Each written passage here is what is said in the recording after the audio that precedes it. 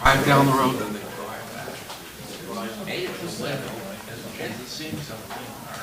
Well, it is illegal. To make it legal. They're not hunters.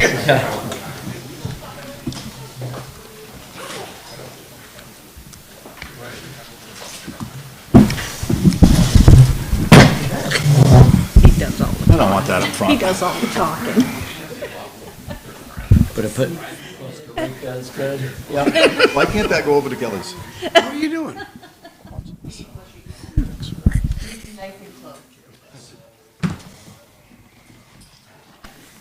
Dave. See that? Turn for the pledge today. Just can't get any respect. No respect. No.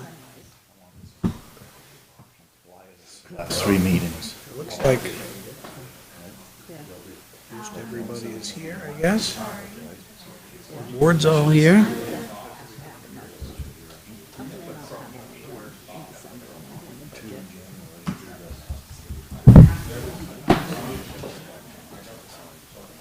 All right, it is 6:32.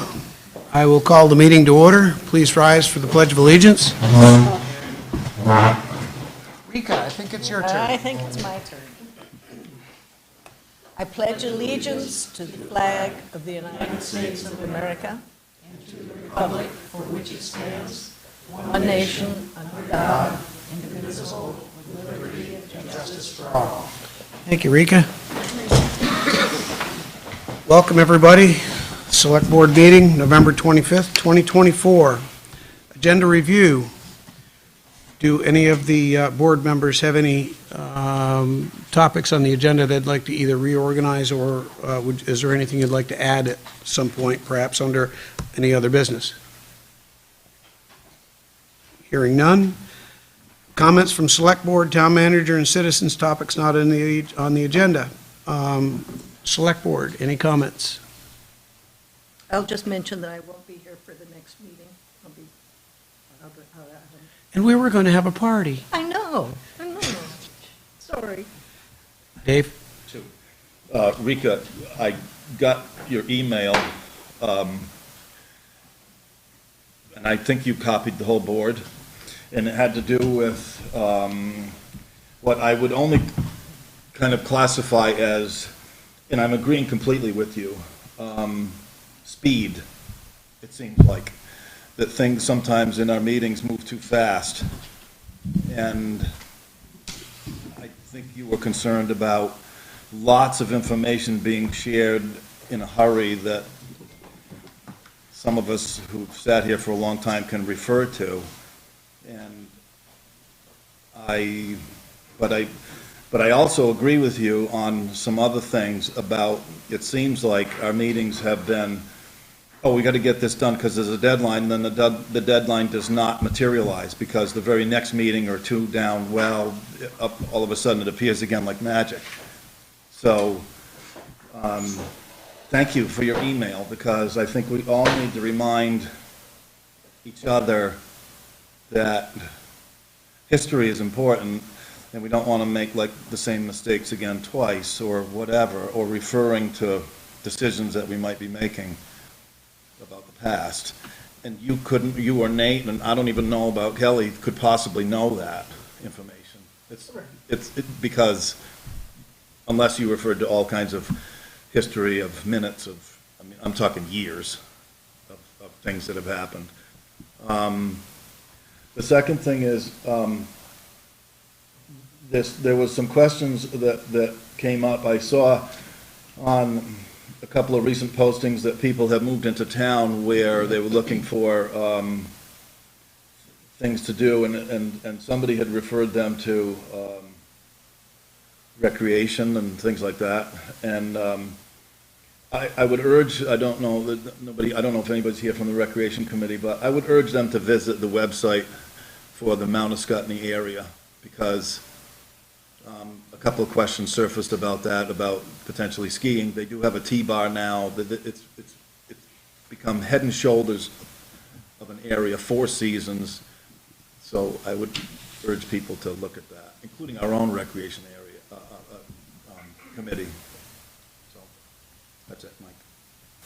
Anybody else? Citizens, topics not on the agenda. Mr. Harrison. Hi there. I'd like to compliment the Garden Club on their fundraiser, the wreaths they made. They were made with all local material, there's nothing artificial. They use grapevines for the ring and everything, and they're really pretty. And all the money they raise, they use to beautify town public spaces. Thank you, John. And thank you to the Garden Club. Anybody else? Any comments, topics not on the agenda, citizens? Town manager? I can reserve it for my report. Thank you. Review minutes of the previous meeting. Do I hear a motion to approve the minutes of 11/12/24? There are two sets. I'm just going to go one at a time. So moved to approve the minutes of November 12th, 2024. Do I hear a second? We have a motion and a second. Any corrections or changes necessary in those minutes? Hearing none. All in favor of approving the minutes 11/12/24 signify by saying aye. Aye. Aye. Do I hear a motion, any abstentions or any opposition? Any abstentions? Do I hear a motion to approve the minutes of 11/18/2024? So moved to accept the minutes of 11/18/24. Do I hear a second? Second. Motion's made and seconded. Any corrections or changes in those minutes? Hearing none. All in favor of approving the minutes of 11/18/2024 signify by saying aye. Can you stop? Stop. Yeah. Where are the minutes? We didn't take minutes. That was the deliberative. Yeah, that's right. That's, yes, thank you. That's a deliberative, wait a minute, well, time out. It's a deliberative session, but Brandon warned a meeting prior to the deliberative session, and I called the meeting to order. So there should be record of that. There'll be a simple set of minutes that include the attendees of the meeting. Okay, Call so, to order, what time that was called at, what time it was adjourned, if there was any action. Move the table until the next meeting. thank you.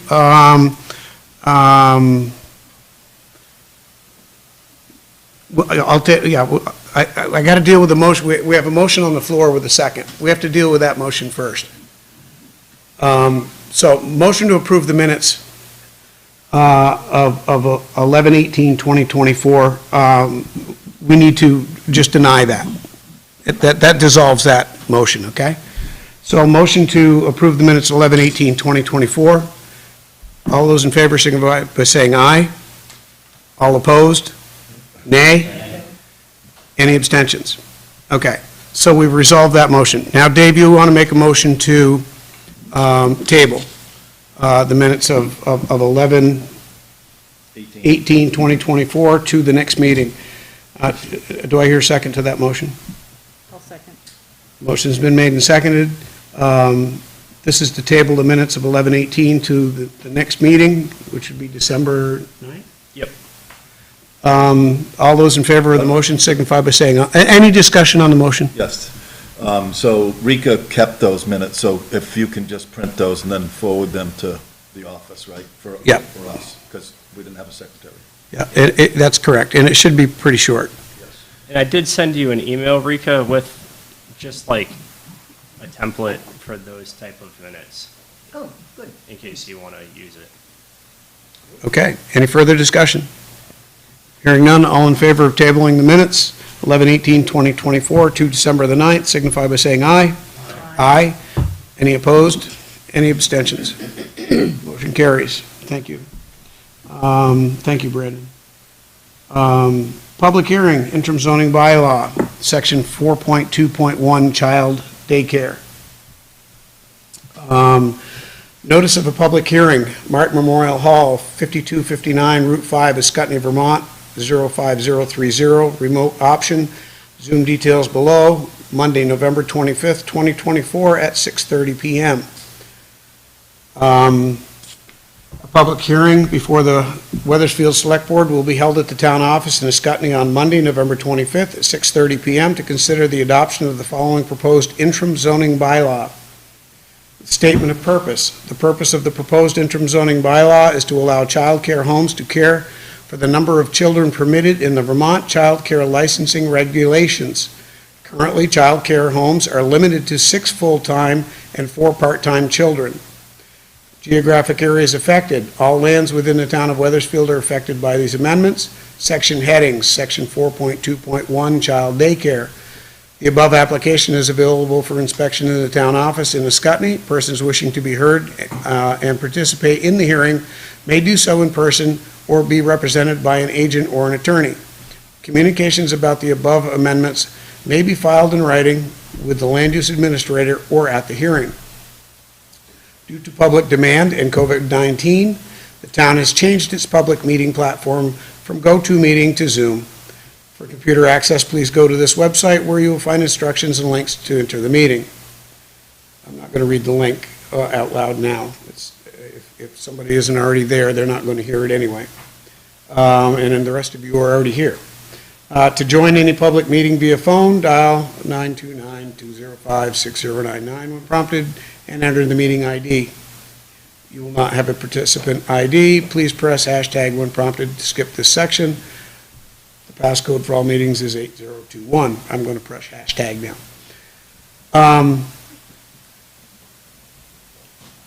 So I will open the hearing on section 4.2.1, child daycare. It is 6:42. This is a hearing for a zoning bylaw. Ryan, would you like to present any information on this to open us up? And then I'll find out if there's anybody that wants to speak or participate in the hearing, and we'll get them sworn in. Thank you. I'm Ryan Gumbart. I'm the land use administrator. And for some context, this is an interim zoning bylaw that originated as a result of a recent zoning board application. But right before the zoning board converted to a development review board, it was their last hearing, and they had an application for a child care home. It was a child care facility that's not a facility. It's a child care business that's located within a single-family residence. And the request on the application was to have up to 12 children in this child care home. Our bylaws limit the number of children allowed in a child care home to 6 full-time and 4 part-time. The state licensing regulations are a separate document that the state uses for if an individual running a business is a licensed or registered person. There's different state level rules that apply to their ability to run such a business. So in those licensing regulations, it provides an opportunity for licensed childcare businesses to have up to 12 children under certain circumstances, depending on the number of staff in the business and I guess there's other things. There's a table of different criteria that determines how many children a business is able to have. And so the application did not get the 12 children they were asking for. As they're limited by our bylaws, they can only have the 6 and 4, so that's how the decision, it approved the business, limited it to 6 and 4. And for further context where this bylaw comes from, it seems like at some point in the past, the state, there's a list of statutes that dictate what types of bylaws a town can have. And some of those are required provisions, things that we must allow to happen in town, and stuff that's that we can't, required provisions and prohibited effects, stuff that we can't prevent from happening. And so the family child care home and facility are things that are called out in statutes that basically say a town cannot prevent 6 full-time and 4 part-time children from attending a licensed child care home. And so I think, and this is what I've seen in other towns across the board, they pretty much have adopted that statute as is with the 6 and 4. And now it seems to be a common theme that people are coming in requesting for child care homes to have more than those 6 and 4. So there was a conversation at the Planning Commission. Their suggestion was one option was to resolve this through an interim zoning bylaw, which is basically a fast way to change the bylaws. And so that's what's before you now. Is there anybody that, here that would like to participate in the hearing, is going to give any kind of testimony, ask questions, et cetera, other than the board members? Ryan? Brian? Any others? Chelsea, Chase. Any others? Nobody else? Okay. Then, would the three of you please raise your right hand? In giving testimony, I swear to tell the whole truth, nothing but the truth, nothing but, and so help me God.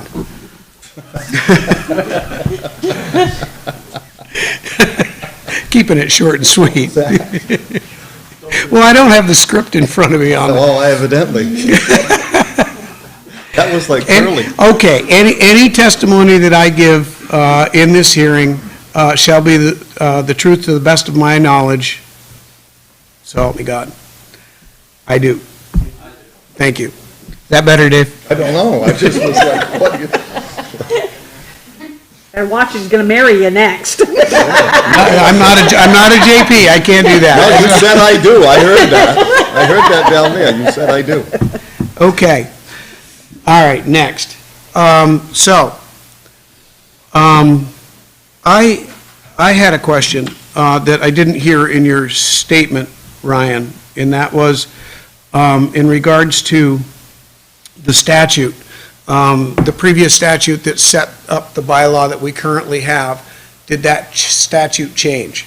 No, it's changed that. Okay. So is this added language or a different statute or? What's in front of you? Yes, from the state. So the bylaw that exists in our bylaws isn't verbatim the statute, but it addresses all the points saying the 6 and 4, and our bylaw requires a site plan review for these uses that's not required by state statute, but it's allowed. And the child care facility, which is a next level, that's not usually within a home, is subject to all zoning bylaws as the town sees. So that doesn't have any statutory limits on it. So what's proposed is basically our current bylaw with some changes, basically eliminating the limit on number of people. So the change would be that the limit on children is directed by the state per the facility's license. And so the regulation is overseen by the state? The licensing regulation is the state body oversees the licensing regulations, yeah.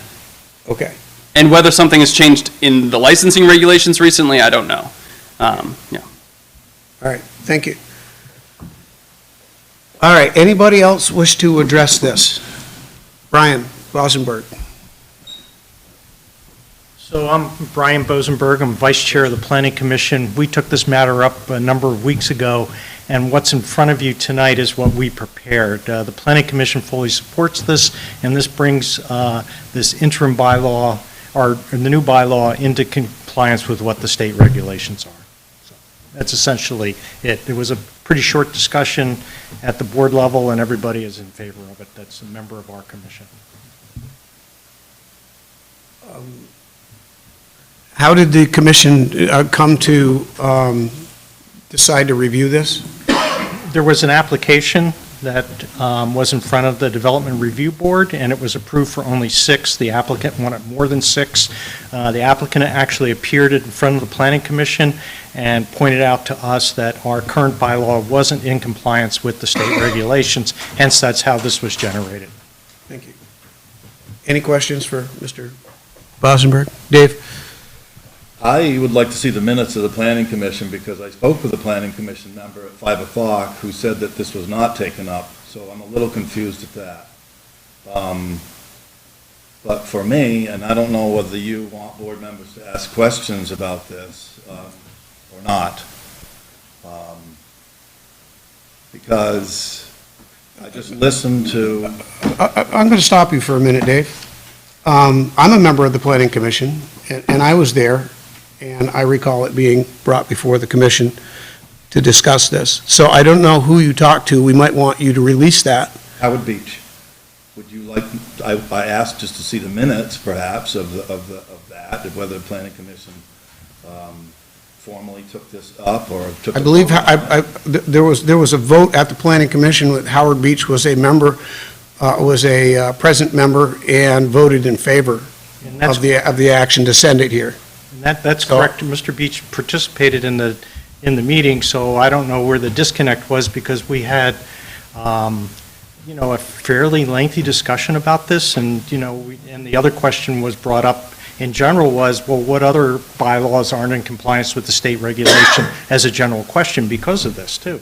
So I know Mr. Beach participated in it because we spent 20, 30 minutes discussing this and writing this language.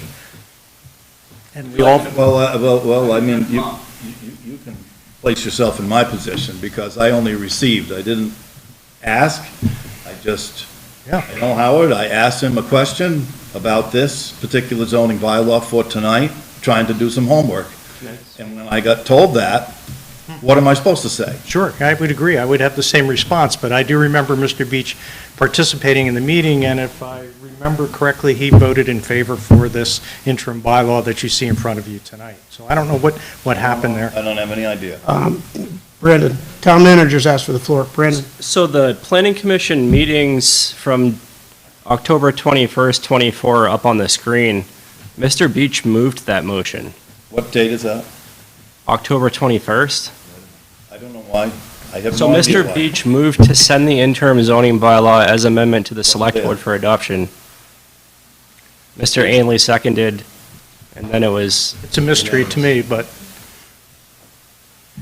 I have some more questions. Would you like me to ask them, or are you going to stop me?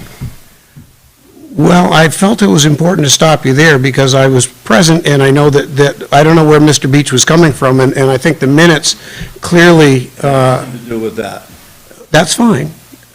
You can ask your questions.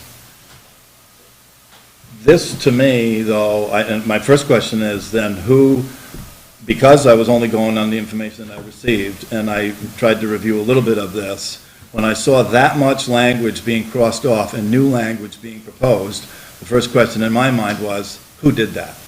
it was the joint work of the planning commission. Okay. So, to me, this significantly changes not only the number of children. In two cases in paragraph 4 on that first section, it says that the town no longer has to have approval. If you just read paragraph 4 down from that first section on B, 4.2.1B down to 4, it says now that it'll be a conditional principal use, subject to conditional use review, crossed off approval. Site plan review, crossed off approval. So in effect, what happens is an applicant has got the green light. Except he still has to get conditional approval from the Development Review Board. If you read down further, under B, the last paragraph, it says a state-registered or licensed family child care facility shall be a conditional principal use subject to conditional use review, site plan review, and a certificate of occupancy in all zones. But review is one thing, approval has been scratched off twice. So you But can- approval is in the second paragraph of B. A state-registered or licensed family care child home serving more than 6 children shall be a permitted accessory use of a property but requires site plan review and approval and a certificate of occupancy in all zones. That's the second paragraph of B, Where are you at? second paragraph. B2 on the first section.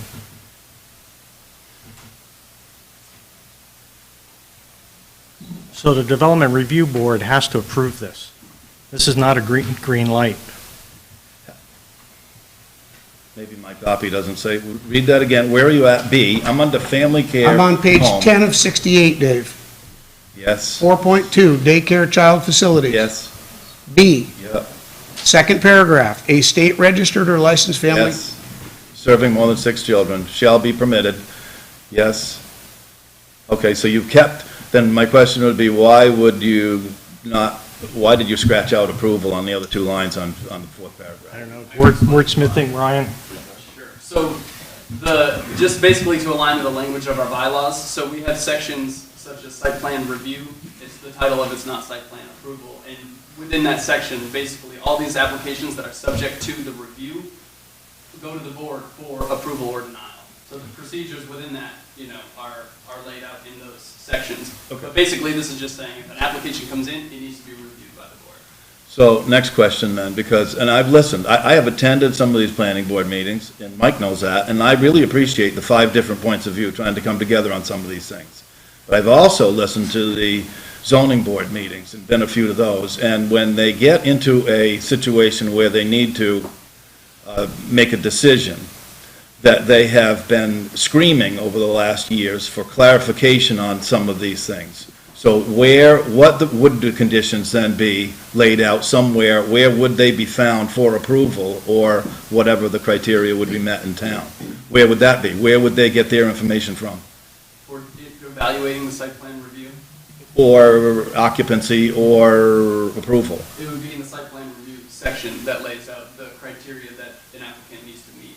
It talks about what needs to be in the application and what standards there are for. In our bylaws now? Yes. Okay, good. So do you think that changes with a higher number of children that hasn't been reviewed? I guess some of the changes might be the number of parking that's required, if there's a greater number of children and parents dropping off, things like that.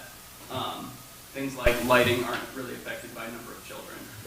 Dave, the question seems to be centered around the fact of whether or not there is a review and approval, and I think that question has now been answered by Ryan. And something else that, you're going to the zoning board, which doesn't exist, we now have a DRB, and I understand what you're saying, but the DRB also came to the planning commission and recommended some of this changes. Is that correct, Mr. Bossenberg? Yes. I have a technical question for this. As a bylaw that has been voted on by the voters, I'm assuming, through the town plan, why was this not taken up as an amendment to the zoning bylaw, rather than having an interim bylaw replace an already voted on bylaw by the voters? Because it's a procedural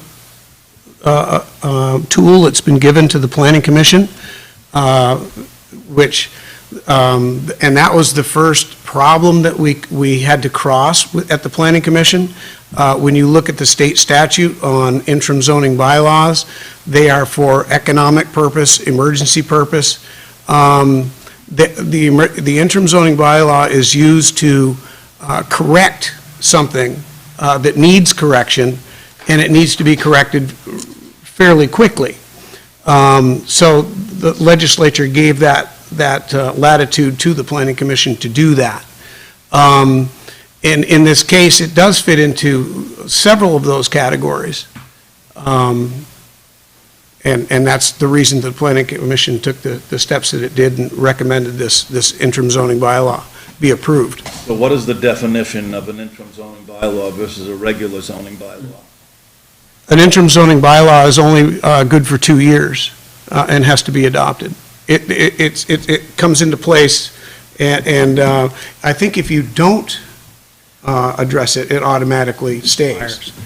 That's correct, and this would also give us the time to go back, because part of the reason we decided to take the interim approach is because if we did this during the normal process, where we would write the language, and then we would notice the hearing, and then we'd have the hearing, and then we would approve it, and then we would send it to the select board, and then you would notice the hearing, and then another month goes by, and you have a hearing. So instead of taking 4 months or so, or 3 months or so, we've done this in about 6-7 weeks to bring it to you here tonight.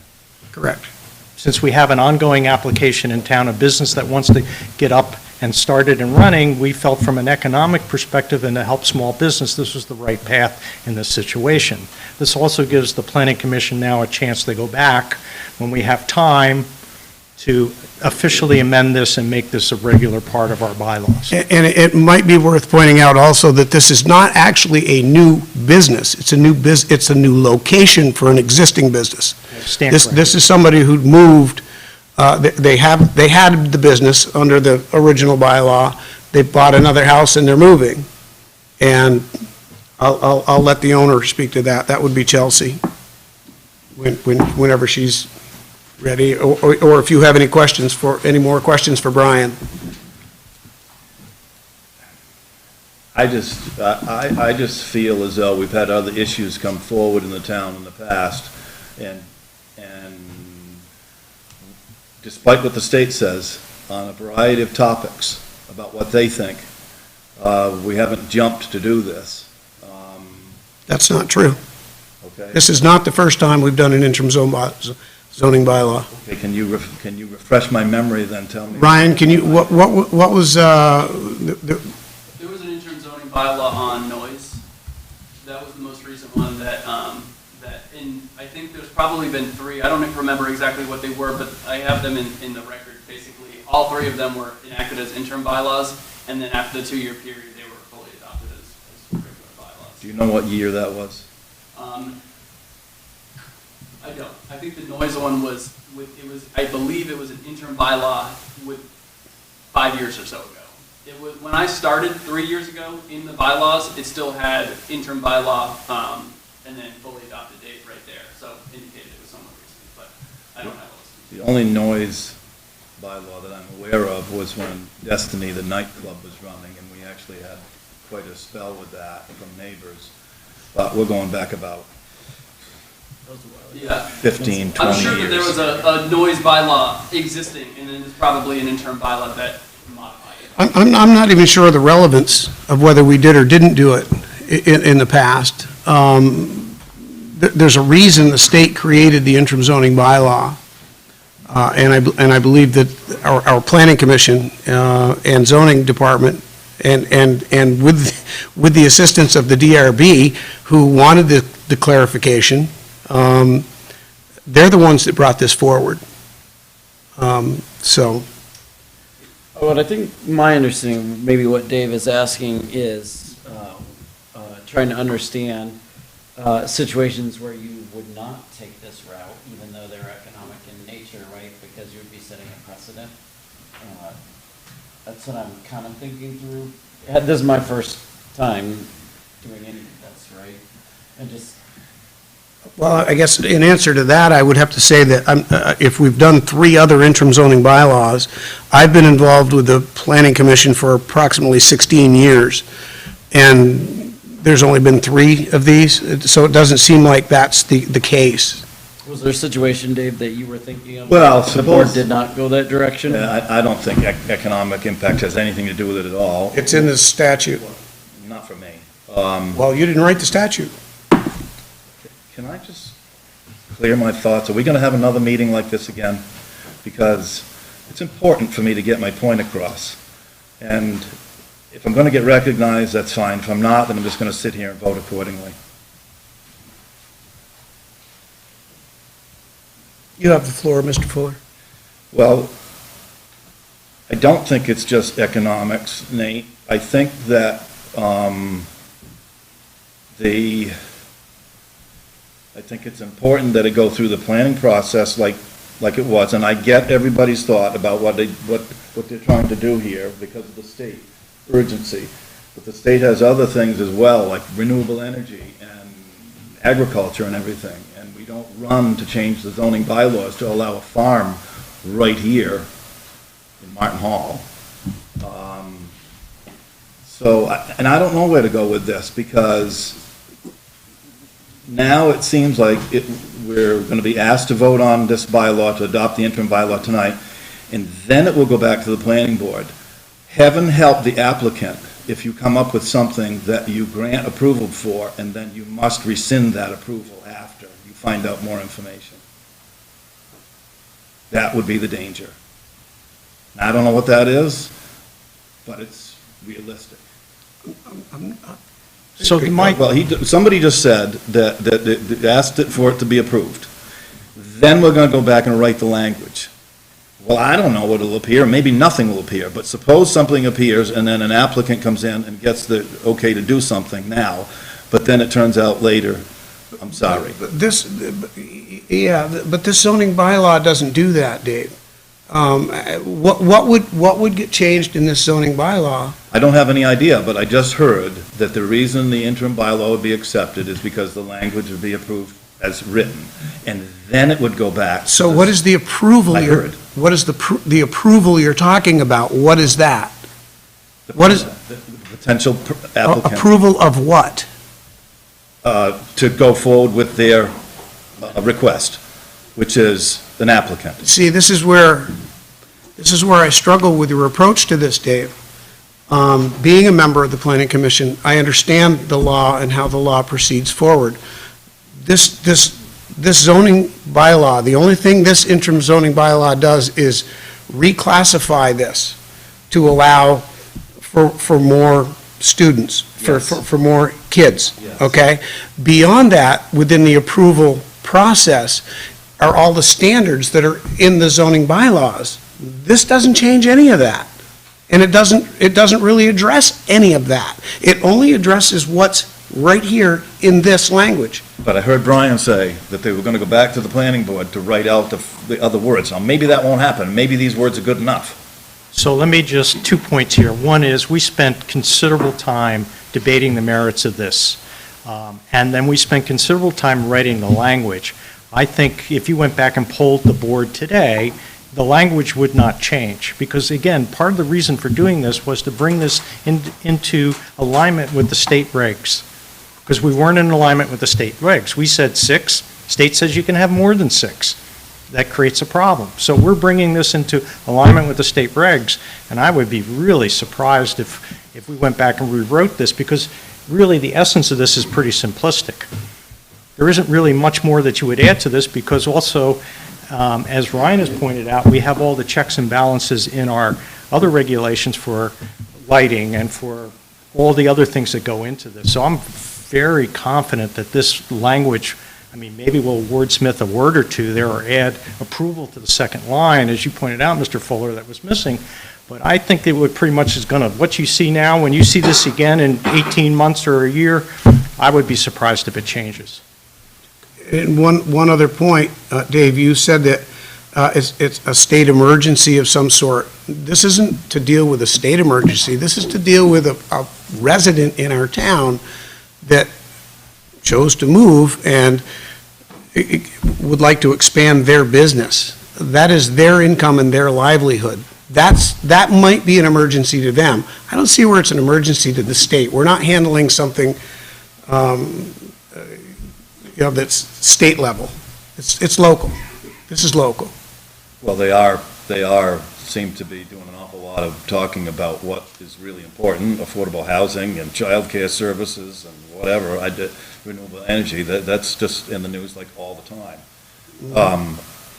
And I think from the Planning Commission, a lot of that stuff happens, Dave. We just got done transitioning over to a DRB because a lot of our time was consumed dealing with some other things, subdivisions.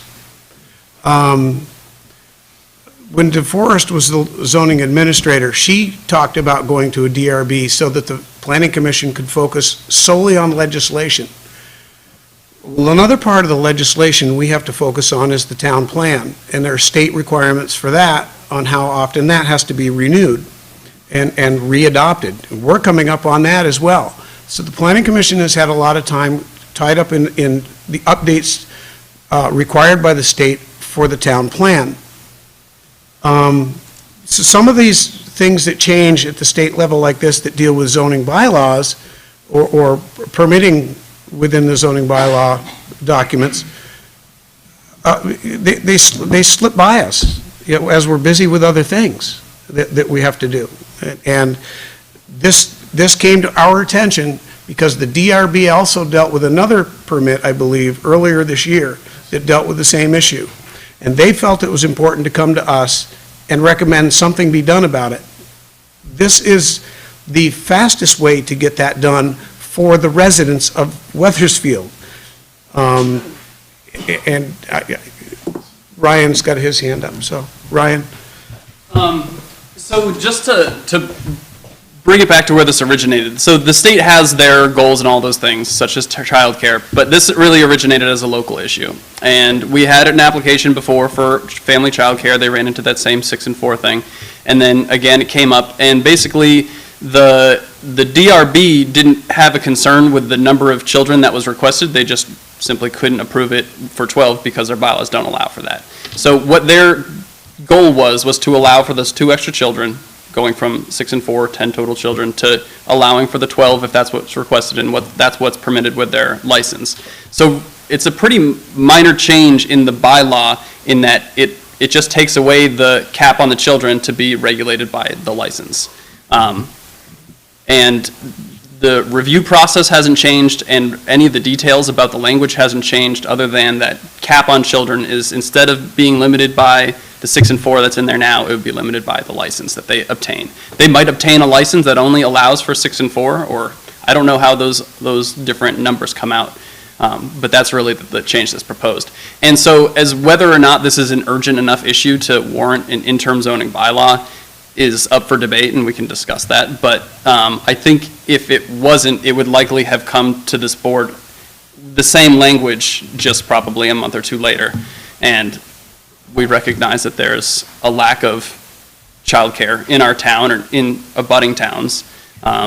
So that's the reason that we went for the quick approach. And I think the long-term goal is that it will be adopted as a full bylaw, because it will expire in 2 years, and I don't think that's what their interest is.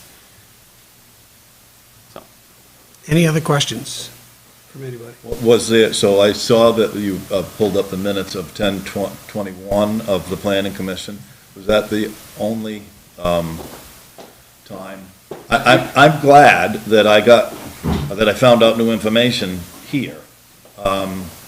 Because that's really where for me, that's where all these zoning bylaws belong. It's going to the Planning Commission. Yeah, so it started the meeting before that, I think. So there was a meeting that Chelsea had come to, and DRB members came to bring this issue to the board, saying, we had to deny this, or they didn't deny it, they approved it with a limited number. And they said, we feel like this is an issue that's come up, what can the board do?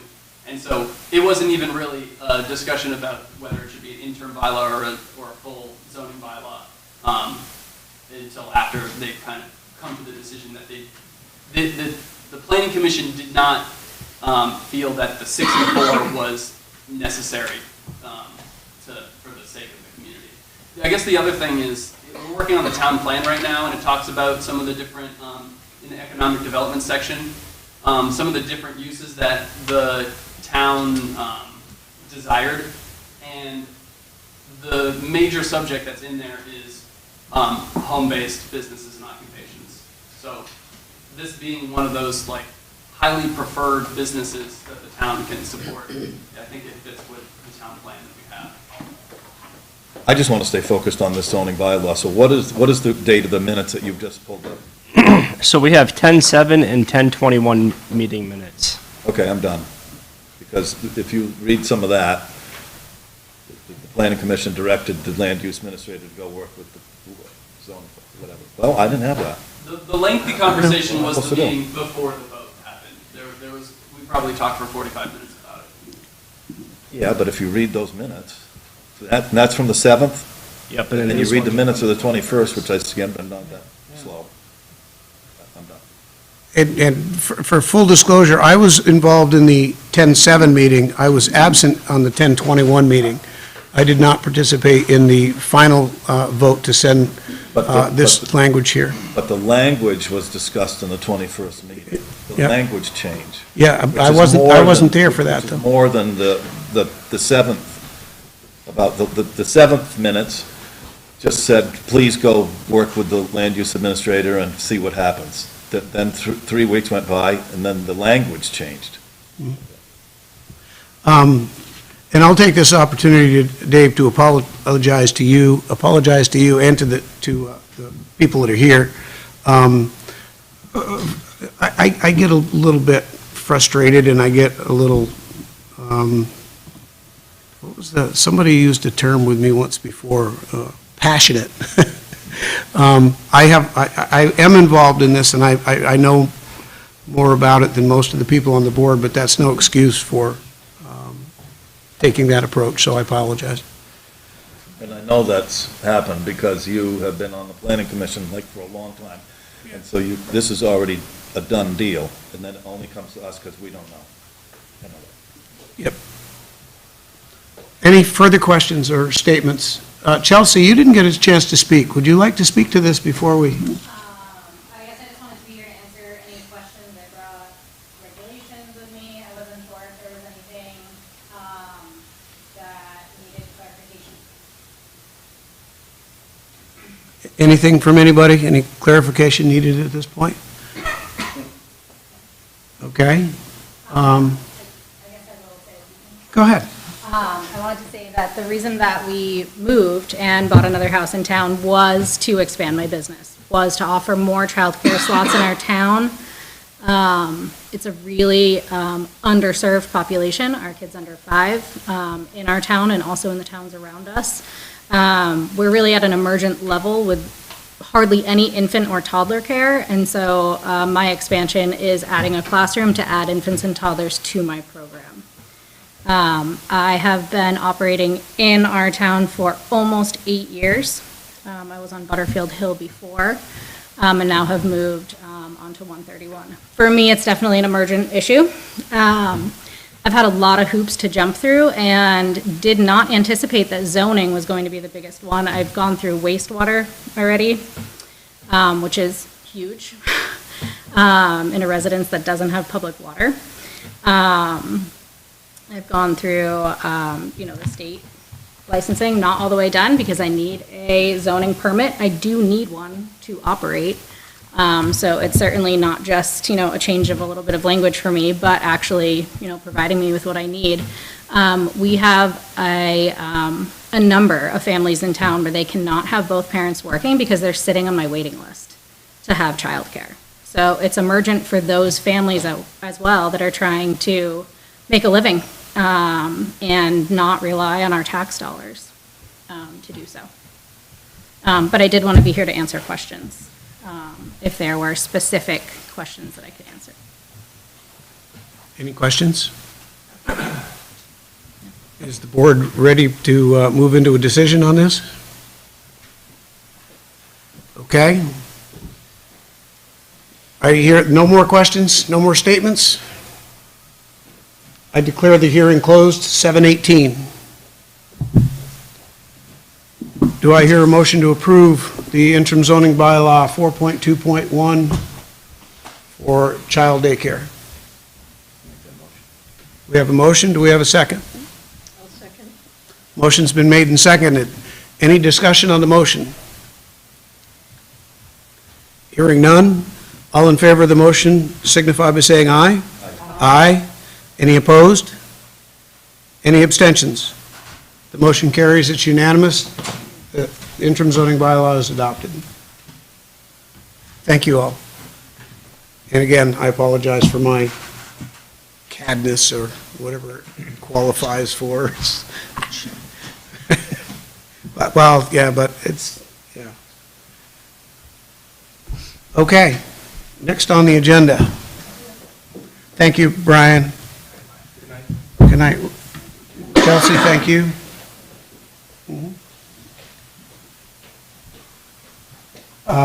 Interim zoning bylaw, warn the public hearing for commercial accessory dwelling unit bylaw.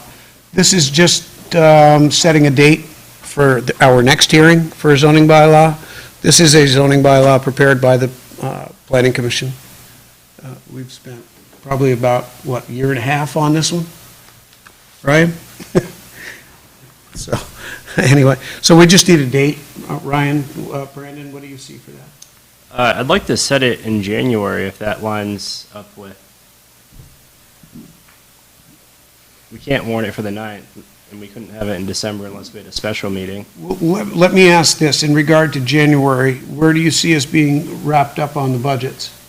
We have to wrap up the budgets no later than January, excuse me here, January 13th, unless we have a special meeting. Okay, so we could go after that, then, the second meeting in January? January 27th would be realistic. Okay. So, do I hear a motion to warn a public hearing for commercial accessory dwelling unit bylaws for 127 at 6:30 PM, Martin Memorial Hall? Could I just get input from the land use administrator? Does that line up with everything that you need? Can you repeat the date? January 27th? Yeah. Okay. Thank you. Do I hear that motion? Can I ask a question? Sure. So, you just said that the budget has to be done by the 13th of January? It should be in No, order to allow for. but the last day, doesn't it doesn't Floanne say like 30 days or 35 days prior to the actual vote? Which Yeah, is, but what you essentially do, like, if you approve the budget on the 27th, we would be working really late in the office, like 10 o'clock to 11 o'clock at night, preparing to get the annual report released and mailed to all residents 30 days in advance of town meeting.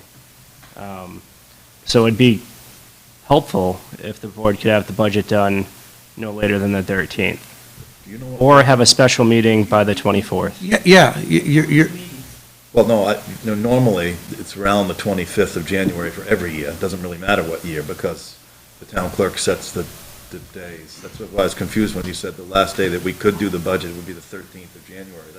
It used to be the 20th, but now that the board meets on the second and fourth Mondays, so the board could have a special meeting if it needs to, I don't- between the 20th and the 24th.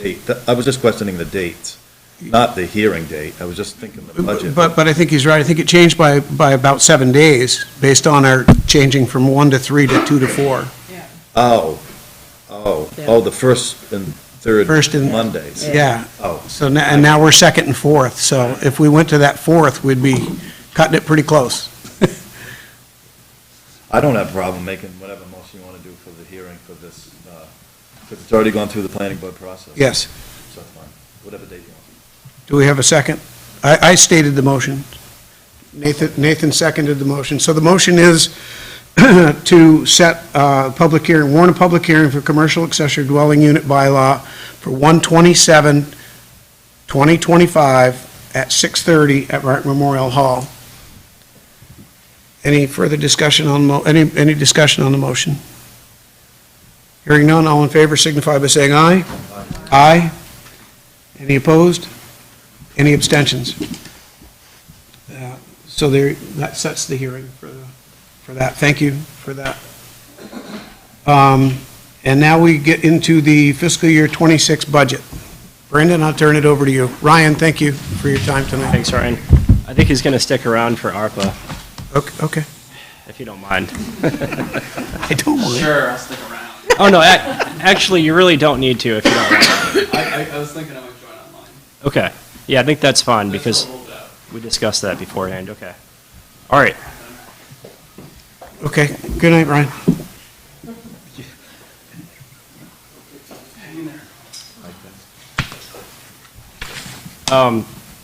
So I distributed everyone a paper copy of the PowerPoint presentation.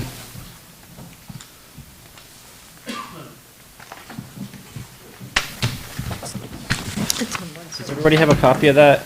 The budget's also in the packet. So if you want to look at the line-by-line budget, it's in the packet on your iPads. And then this is just a piece of paper with the slides if you want to make notes to the side. I'll go through the entire budget presentation, and then if, Mike, is it okay if we reserve questions until the end?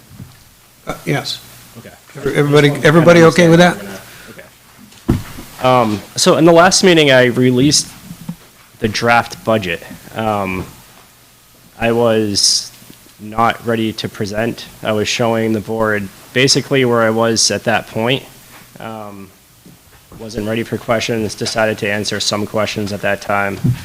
This is the draft budget. There are changes between the budget that was presented then and now. most notably was the shared services budget that combines all Martin Memorial Hall departments into one new department for office supplies, IT services, phone, like, basically what we're doing is we're taking the phone bill and breaking it out between like 11 departments. And that just created, and I'm not complaining, but it created an inefficiency, and our job is to make things more efficient, so that we can get more done in less time. So that's one of the changes that we made. The general fund, highway fund, and solid waste fund budgets are assembled. There's a couple of last things that we're waiting on, which includes town insurance, liability insurance, vehicle insurance, building insurance, all of our insurances. They run on a calendar year, and they typically don't come until the end of November. I've heard a rumor that those are going down by 12%. So what you see, there might be a reduction in that line. I don't know if it's a rumor or not until I get the actual numbers, but that's what I know at this time. Workers' compensation rates change based on the number of claims. We haven't had any claims, so I don't anticipate any increases there. Since we have more time, because we're waiting for insurance and workers' comp, we're going to continue to review telephone and internet accounts. We do that every year to make sure we're getting the best deal. And we have Green Mountain Power, we have Norwich Technologies, and that basically creates our electricity bill for the town. We're going to review that in much more detail, and you might see those lines get adjusted. I don't anticipate like large adjustments in either direction, but there will be adjustments in those line items. And then we'll have a final draft to present on December 9th that also incorporates any feedback given tonight. Is the way that we plan to do this. The FY26 budget, so this fully funds all departments and maintains existing service levels. In the administration budget, finance budget, town clerk, listers, land use, fire and emergency services, library, highway, and solid waste. This adds an additional 20 hours of policing to cover every weekend. So, that's a topic of, that's an increase of services. But what we actually did, our officers have been working overtime. If you look in the budget, there's an overtime line. And what we're looking to do is add 20 hours of part-time policing and then remove the overtime line. So then our current police department doesn't have to work that overtime anymore. They can rely on a second part-time officer. Right now, the way that things are structured is we have one weekend that's not covered, so we're going to use that 20 hours to cover every single weekend. It's basically every other weekend right now.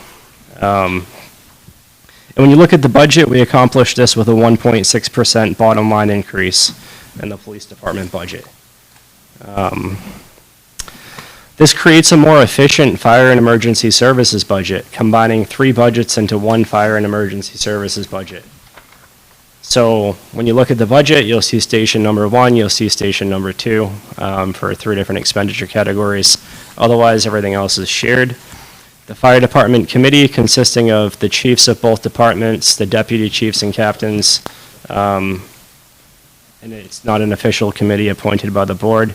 I appointed the committee as a task force, and we meet on the first Wednesday of the month. They're here tonight in case there's any questions related to fire. We eliminated president stipends, and we increased stipends for the fire department as a whole. This budget straightens out our revenues. Over the past, this is my 6th budget. The first one was already done for me when I came in January of 2020. Our revenues have changed, and I didn't particularly feel comfortable changing the revenues until I had enough actuals to analyze. So, as explained kind of in the last meeting, we had a large amount, nearly $400,000 of money outstanding due to the town in delinquent taxes. So when you take that $400,000 and you multiply it by the amount that the town collects on interest and penalty on those taxes, you're going to come up with a fairly large number. Back in 2021, Dave told me delinquent taxes doesn't do anybody any favors. And we pursued delinquent taxes by making agreements with residents that they could afford in their monthly budgets. So residents that were delinquent, that didn't know what to do, they came here, they sat down, we looked at their budget, we looked at the amount that they have for income, and then we figured out a tax payment that was affordable to them. Not only did it bring the town back whole, but it also took a lot of weight off of the resident that didn't know how to address it. So those are like way down to like $14,000. So what that does is we collect interest on $14,000 instead of $400,000. So the number had to go down. And then the amount that we raise in taxes has to go up. An example of this is like in FY22, we collected $12,000 in interest. That was already like down because we were addressing it in 21. But then it decreased by 62% in FY24. The town clerk's office has also experienced a decline in revenue. Cash buyers have increased. We don't know what the future holds. It looks like interest rates might go down and mortgages might become more frequent. But the trends show that revenue is decreasing by 33%. So we adjusted those revenue line items. The FY26 solid waste budget assumes that the select board will pay off the compactor in either FY25 or FY26 with ARPA funds. If this doesn't happen, it's not a big deal. I know the decision takes place tonight. We still have time to amend the budget, where the official budget will be released on 12/9, corporates insurance and workers' comp, and the other analysis on telephone and internet and electricity. So if we decide to do something else tonight, we can just change things around a little bit in the budget. But the solid waste budget includes a line item to pay down the cumulative deficit over 5 years. And what it does is it shares this deficit with all 3 of the towns. We have a transfer station committee meeting. Rika and I will be attending at 12 p.m. next Monday with the other 2 towns to go over this information. So that's also before 12/9. So any feedback that they give us may adjust the solid waste budget slightly. So what is the fixed allocation formula? Well, that's it up on the screen there. It's actually a little small, and I apologize for that. But basically, can I make that a little larger? See if I can do something here.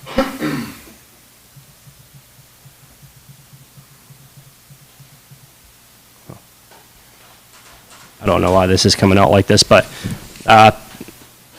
26.54. So it's FY23 to FY26. It breaks out our labor, our highway labor, our admin, all other operating and maintenance, and then you have this line right here that we put deficit repayment.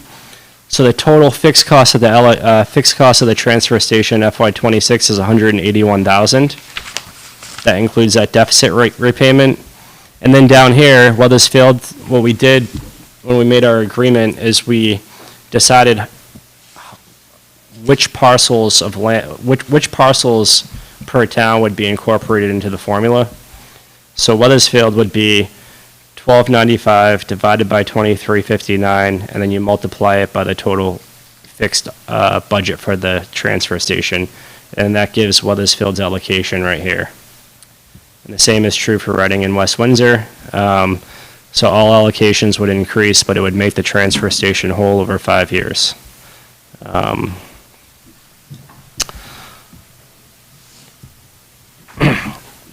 The transfer station, transfer station has been a problem for a long time. So what you see here is in 2002, the transfer station landed in an $82,000 deficit. 56% of the time since 2002, it's landed in a deficit, and then 44% of the time it's landed in a surplus.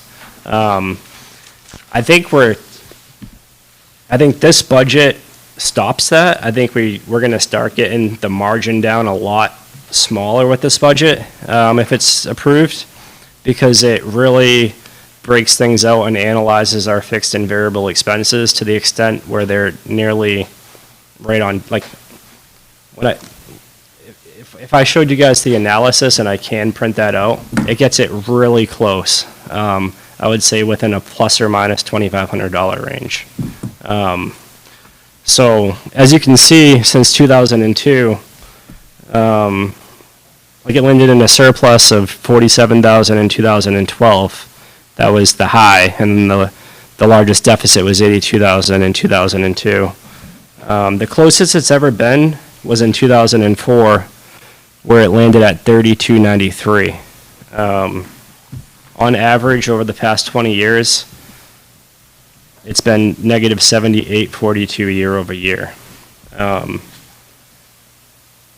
2018, 2019, China launched their national sword policy, which made things even harder because it banned the import of most plastics and other materials that our country distributed to them. Prior to this, we were making money from our recycling materials. Now we pay about $65,000, $70,000 to transfer them out, and we don't charge for them. So what we do is we increase the cost of the punch ticket, and we make money on the other items that we collect in order to offset our recycling program.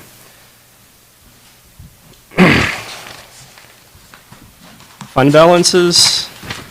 The general fund has an estimated cumulative unassigned fund balance of $61,889. The FY26 general fund budget uses $60,000 of this to offset property tax revenue. Last year, we used $80,000, which included $40,000 to offset property tax revenue, and then we decided not to do a special article. We used the fund balance to transfer $40,000 to fire apparatus reserves. So we're decreasing the use of fund balance by $20,000 this year, and it's because we don't have the $20,000 in fund balance to use. The highway department has a cumulative unassigned fund balance of $107,088. The FY26 highway budget uses $75,000, $25,000 of which will be transferred to the highway capital maintenance reserves, $25,000 to the highway equipment reserves, and $25,000 to offset property tax increases. Excuse me, $25,000 to the highway capital maintenance reserves and $25,000 to the highway equipment reserves. And that stops the need for any special articles for the highway department. The remaining $32,000 I suggest using as a contingency for the highway budget. And the reason I say that is because we could have a harder winter than we anticipate. And if we do, we can use the fund balance. And if we don't use it, then we'll use it next year to do the same thing we're doing this year. Again, the solid waste fund has a cumulative deficit of negative $209,618, which the transfer station budget addresses. As far as the tax rate goes, based on the proposed FY26 budget for all funds and departments, we assembled the tax rate.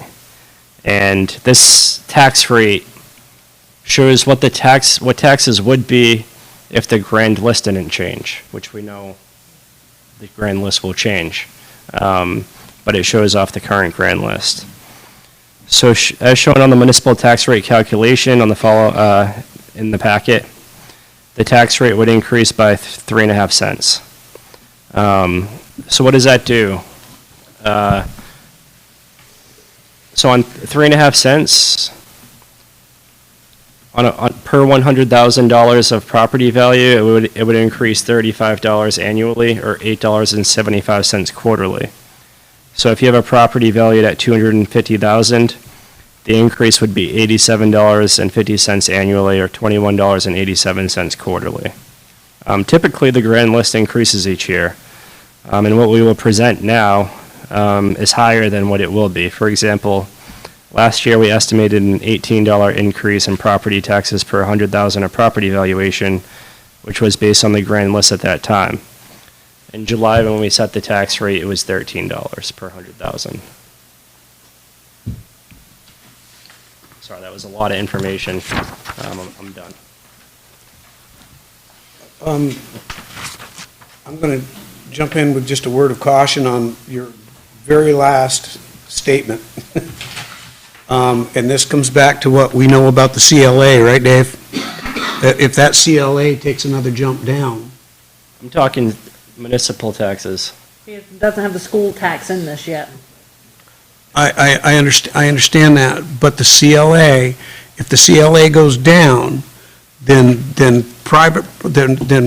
properties that are taxed, the business properties that are taxed under the personal property tax, that goes down as well because of that CLA. The way that worked is, I believe the CLA limit is 85%. Is that correct, John? I think the minimum, the minimum CLA in the state of Vermont, it's between 105 and 85, right? 115 and 85. 115 and 85. So when the CLA dropped below 85, say somebody has $100,000 in personal property that's being taxed in Weathersfield as business property, personal property in business. Once it dropped down to 80, their assessment drops down to 80%. At 85, it stayed at 100. No. It didn't? Oh, So as soon as like, if you have a property worth 100,000 yeah. in business property, if the CLA is 80, it takes 80%. So we gain, or we collect taxes on 80,000. If it goes up to 120%, then we collect 20 additional percent. I think you're confusing something, Mike. It was a CLA specifically to Velco, which was the electric. Correct, It wasn't everybody's. correct. It wasn't everybody's business tax. So they have found the way, or apparently it's perfectly legal because Brandon checked on it through the state, where it's a formula where you plug in the CLA of every town, and it's got to do with an electrical source of power, not just everybody's business, I don't think. That's not. No, you're I right. think it's the big ones. Yeah, they're the ones that matter. They're the ones that make a big difference. So, like last year, I think, we were all fearful that the grand list, typically on any year, it would raise by like 1 or 2 points. Well, there was a couple of years where it went in a negative. And so, but last year it did not. The town, the net, including the reduction in Velco, was like 0.5, up. Okay, and that's what I was trying to caution, is that because that is a fluctuating, if we don't know what the grand list is going up, we also don't know what the CLA is going to go down. And so we don't know where those two are going to line up. Thanks, Dave, for clarifying that. But John has pointed out, so when the day comes when the reappraisal is done, that it will be in the opposite, They will be taxed at their value, correct? Get 100%. So they won't, and I think will be, even if it's 95, it's going to be a lot better than 70. Yes. So the reverse will happen. Yeah. And what will happen is the town's taxes will be benefit as we're being kind of penalized now because of their advantage. We're dealing with this budget right at the moment, and that's the one that's going to be hit by these numbers one way or the other. Hopefully, it won't be too drastic. I just was being cautious. Thank you for that presentation. Any questions, Nathan? What is 1 cent worth? 33,000. Well, we say 33,000. Do you want it precise number? No, that's, Okay. I'm just roughly, just trying to get an idea of what 1 Yep. cent is worth in the budget. Can we go to police? Yes. If I'm reading this right, you're talking about the overtime being less, right? It's like $5,000 difference? Yeah, I think, let me go to the budget really quick. Or 1365? Nathan, what page? Uh, Yeah, on the number that comes up. 23. Yeah, so we removed $5,365 in overtime. And then the part-time officer is roughly 20 grand increase? Yep, and then we authorized an opt-out, which saved What does that mean? another 10. So we allow for opt-outs for insurance benefits. And what happens is, if you're a family plan, which costs the town around $32,000, we offer a $10,000 payment in lieu of taking our benefits. So the hope is we find somebody who has a partner that has better insurance. We already did that. Okay. Yeah, but that's completed and the agreement is signed, so. Okay. Yep. And then, one of my questions though is when we're, is thinking through this increase in part-time officer, what is the comparison if you were to use the sheriff's department to fill that same gap? So I did review the sheriff's department. I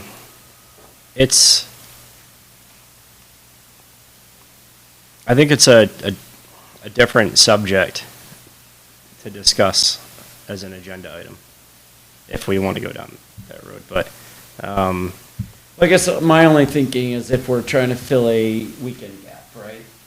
And I trying to see. Understand the cost difference yep, versus the strategy difference, but I know towns around here do that. Right? Yep. I think Heartland does, uses the sheriff's department. yeah, Heartland uses it as its full police department. But there is ability to contract to the sheriff's department for a number of hours. I can look into what the hourly rate is for that. That's Yep. what I'm curious, is how that would work, or even how that rate might not work for our setup, I don't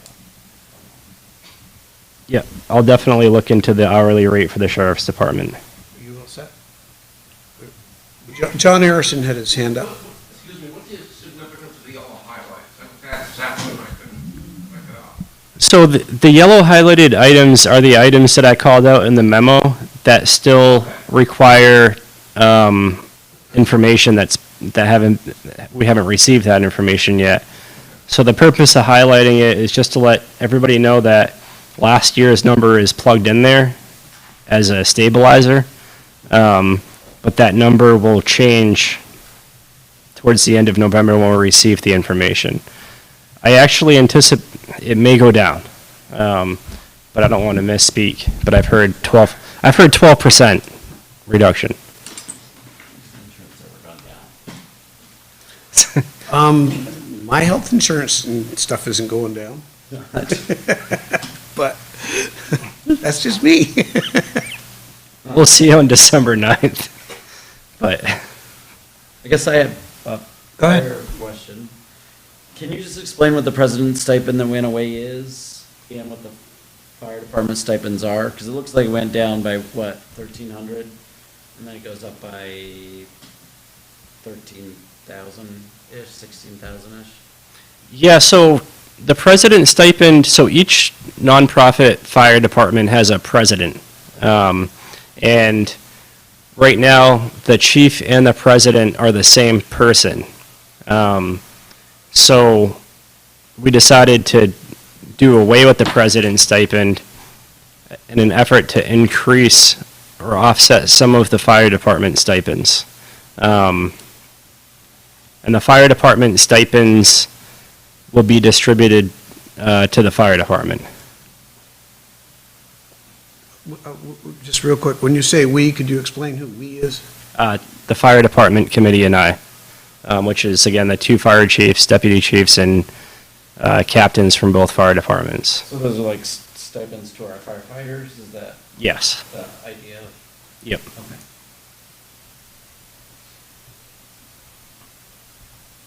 Any other questions?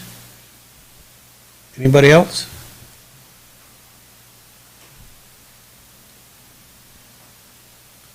Okay. No questions or discussion on the budget at this time? Is it just to get a little bit of feedback, is the budget, like, is no comments good information, or? Wait.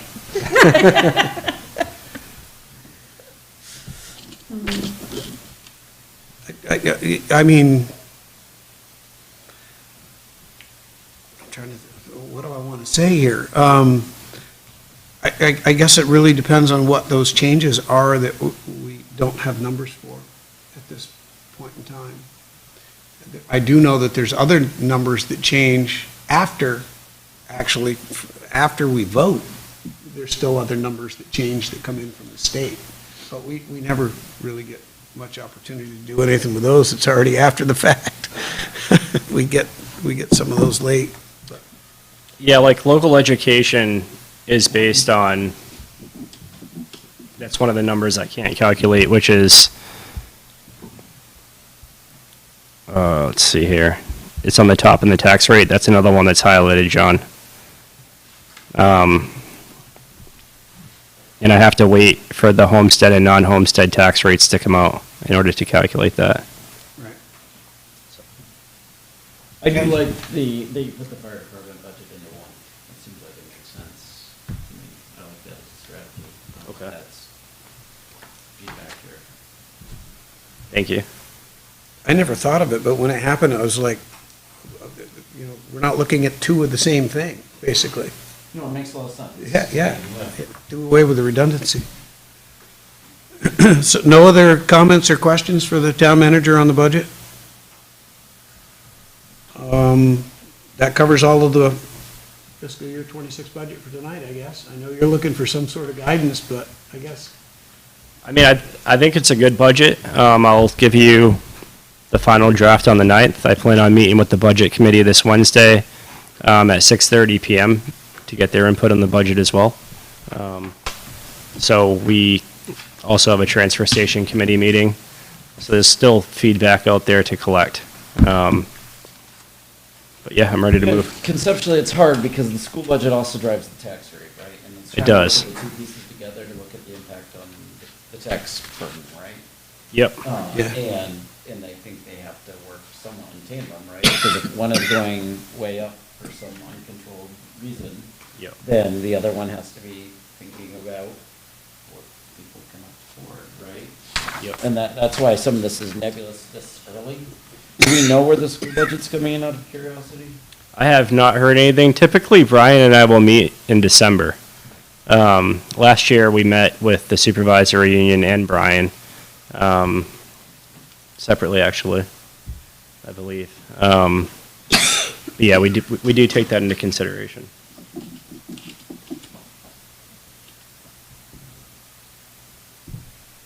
American Rescue Plan Act funding, ARPA, number 9. Great. So this, this time, I've completely allocated the remaining ARPA funds. We're not going to use the 5,000 for Mountain Memorial Hall drainage, not because we don't want to, but because we really cannot get an engineer to do the work. And that's calling friends that are engineers and asking them, and they're just not able to do it right now. They're so backlogged that they're into like next year. So we need to put that back into the unobligated, because if we don't use it, we're going to lose it. We even contacted engineering firms that we currently work with, engineering firms that I've worked with in other towns, and they just won't come into a contract with us. So all of the projects that we discussed are fully obligated, except for the trail inventory and mapping project, which we'll do tonight, and the West Weathersfield Fire Department repair project, and the fire department specialized training, which I'm waiting for. Did they get back to you, Josh, yet? Okay. Okay. And by obligated, we just need to like sign a contract in order to obligate the funds. Trail inventory and mapping project, the select board authorized $15,000 for trail inventory and mapping. We advertised an RFP, which is attachment B. Bids were due 11/14. We opened them. We received 2 bids. One was for $14,500 and one was for $15,000. This is the one time where we recommend not going with the low bidder and going with the one that's $500 more. Our reason for that is the low bidder was going to do the entire project between now and December 24th, which was only less than 30 days. Yeah, less than 30 days by the time we signed a contract, which didn't really give the Conservation Commission opportunity to like work with the company. This one for $500 more, we'll finish it like sometime in the spring, providing opportunity to collect community input on the plan and on the maps and everything that it needs to do to get through the project. So for the $500 more, we get like 5 months to work with this company on this project. And the land use administrator and I and the Conservation Commission voted to accept this bid, believes it's well worth it. Do you want me to stop there, or do you want to go through all of it first? This is the trail inventory and mapping project. I think this one's ready. Somebody want to make a motion? I can make a motion, recommend a motion. Do I hear a second? I'll second. Motion's been made and seconded. The motion would be to accept the Apex Trailworks bid for $15,000 with a start date in December and a completion date no later than June 30, 2025. Is that correct, Brendan? That's correct. Okay, any discussion on the motion? Both are within the amount we already have allocated to the project. Yep. That's a good thing. Yeah, no need for additional funds on this one. Any other discussion? Any more questions? Hearing none, all in favor of the motion signify by saying aye. Aye. Any opposed? Any abstentions? Motion carries unanimous.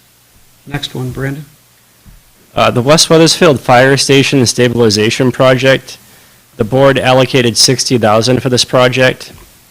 We advertised an RFP. We had a pre-bid conference at the West Weathersfield Fire Station, and then we received one bid. And the total project cost bid is $77,800, which is more than what was allocated. However, in the ARPA fund proposed expenditure options, I added in the $17,800 for all 5 of the options and balanced it, and it fits within the amount remaining for ARPA funds and still allows us to do everything else we wanted to do. I think this project's really important because it stabilizes the building. And this is a good opportunity to fund it outside of local tax dollars. Dave, let me ask you a question on this first, what you think here. We previously authorized $60,000.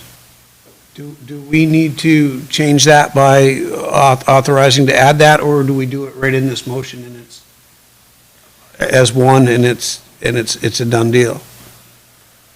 I was curious to learn how you got the other 17 out of other ARPA fund projects, or not?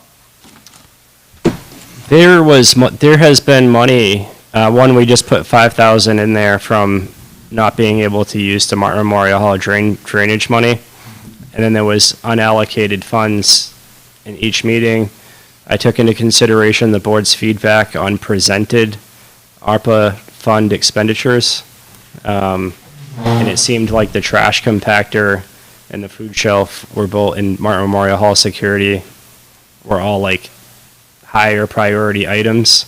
This, in my opinion, is a high priority item to stabilize the fire station. So that's kind of everything that I took into account when I recreated the ARPA fund expenditure options. What was the list, though, that you had to give up to get this, I mean, it's 5,000, okay, but that still leaves a balance of 12 that went somewhere else that's not going to. So in the last meeting, we talked about paying off the compactor. We talked about paying off some highway trucks, and it sounded like from the feedback collected that those weren't avenues the board wanted to go. And it seemed like the compactor was a higher priority. There was a lot of offsetting. There was a lot of changes based on the feedback that you guys give me every meeting. I get that, but that's not kind of answering the question, because this is a new overage. And we must have talked about something in the last meeting that you had to give up. I know we talked about the compactor, but this is 17.8 over. the Yep. 60. So if you subtract 5 from it, from drainage, I think I was requesting 25,000 for security improvements. The quote came in at 19 something. So there's another 5, and it was unallocated funds in each of the option balances. So I think it came from a variety of places. Did you still have any ARPA allocation for, let's say, a gutter project here? I know, I don't want to reinvent the wheel for drainage here, but it seems like we talked about that too. We did reach out to gutter companies. We're still collecting quotes. I don't believe that we're going to be able to get that done and obligated by December 31st with ARPA. We do have a budget in the general fund for Martin Memorial Hall improvements, and we also have a reserve account. We don't anticipate it being a significant expense, but if it comes back and we're not able to afford it within the general fund budget, then we'll have a reserve request from the Martin Memorial Hall Board of Trustees. Why is there 2 trash compactor payoff amounts? One pays it off in FY '25, one pays it off in FY '26. If we pay it off in FY '25, it'll just chip away at the deficit more, which will change the deficit repayment down slightly. 10,000 divided by 5, so 2,000, the allocation would reduce by 2,000. The FY '26 payoff would be as presented. What's your recommendation here? To actually pay it off at 62 or at 52? So if you look at the ARPA fund proposed expenditure options, they all do different things. Like if we pay off the trash compactor, to Dave's point, in FY '25, we'll get there'll be less funds for other stuff. Okay. I think option 3 Okay. and option 4 are my 2 recommended. I don't want to go in the hole. Neither, Or is a negative. yeah, that does take, so what that would essentially do is it's not going into the negative, but we would use our Martin Memorial Hall maintenance line to offset the security improvements, or we would reduce the amount of security improvements that we're doing. Like, we would prioritize the security improvements that have been proposed because there's a list of them. So we would go through this internally and decide, do I have them here? I actually don't. And decide which ones are the highest priority in the building. So there's 2 avenues there. So in regards to the compactor payoff, your recommendation is to pay it off in '26 at 52,000, not in '25 at 62. I would say either option is okay with me.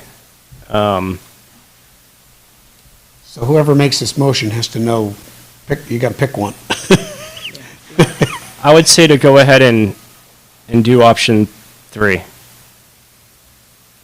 Which would be 52,000, correct? Yeah. which would be paying it off in FY '26. And the reason I say that is, to Kelly's point, I'd rather not use, I don't want to go in the hole. yeah, That's not and the have to purpose use the of ARPA general funds. fund. So tell me where you're going to go in the red on that one, because, Because you're overspending. yeah, but no, the bottom line says they're all equal, at 97,869.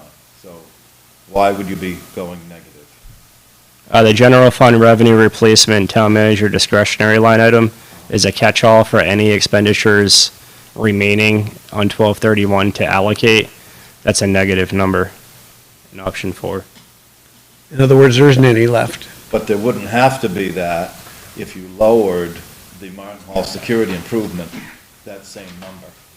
Yeah, but when we go back to as a team, we may decide, hey, this is everything that we really need, and then we may offset it with the general fund building improvement line item. John? The only comment on the compact, paying off the compactor with the town of Weathersfield's ARPA money is that if you continue to make the payments like we have been, there's two other towns participating in those payments. And doing it this way, we're paying the full amount. May be insignificant, but we don't know. I did do the analysis, and I did do the allocation formula for the deficit repayment, and it's built into that. Plus, I asked the question last meeting, now maybe, I don't know whether it is, but Weathersfield owns the compactor. It's not a shared ownership of the compactor. But the payments are rolled into the budget, which the three towns share. Yeah, but I'm just saying that as far as the equipment You're right. It's an asset. to the town of Weathersfield own, Yep. so therefore, it's the operation of it may be a shared, but I'm talking about, it's like buying a car and then going somewhere and using it. Somebody's gonna pay to ride, but the town paid to buy it, buy the car, in this case. Payment the right company. now is adding to the deficit, am I correct? And I think that's separate from that. isn't it? No. Our fixed expenditures and our fixed revenues are not the problem, it's our variable, it's on the variable side. So, our fixed revenue comes from permit stickers, and those are the stickers that you put on your car. And then our variable revenues are from punch tickets. And what we did is we broke down the budget between fixed revenues and fixed expenses, which are the expenses that are fixed, they're not gonna change. And then our variable is like our pulls, our tonnage. We don't have a scale, so we're trying to get really close with our variable revenues by adjusting the punch ticket accordingly. But yeah, the trash compactor is a fixed expense. We know what the principal payment is, we know what the interest payment is. So it's in the allocation formula. Uh-oh.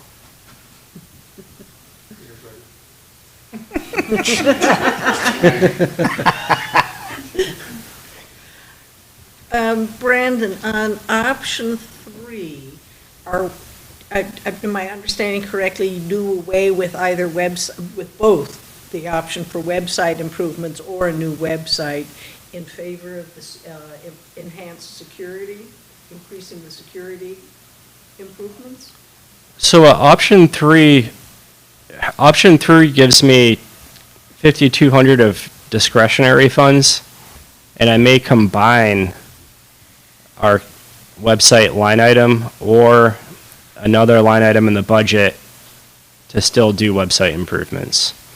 I have to look at actuals and so forth. Yes, but to your point, yes, it does go away, but it may come back as just a regular general fund expense, which would then adjust the budget line item in FY26 down to 800 if we did a new website. But I don't think it's going to be possible to do a new website under option 3.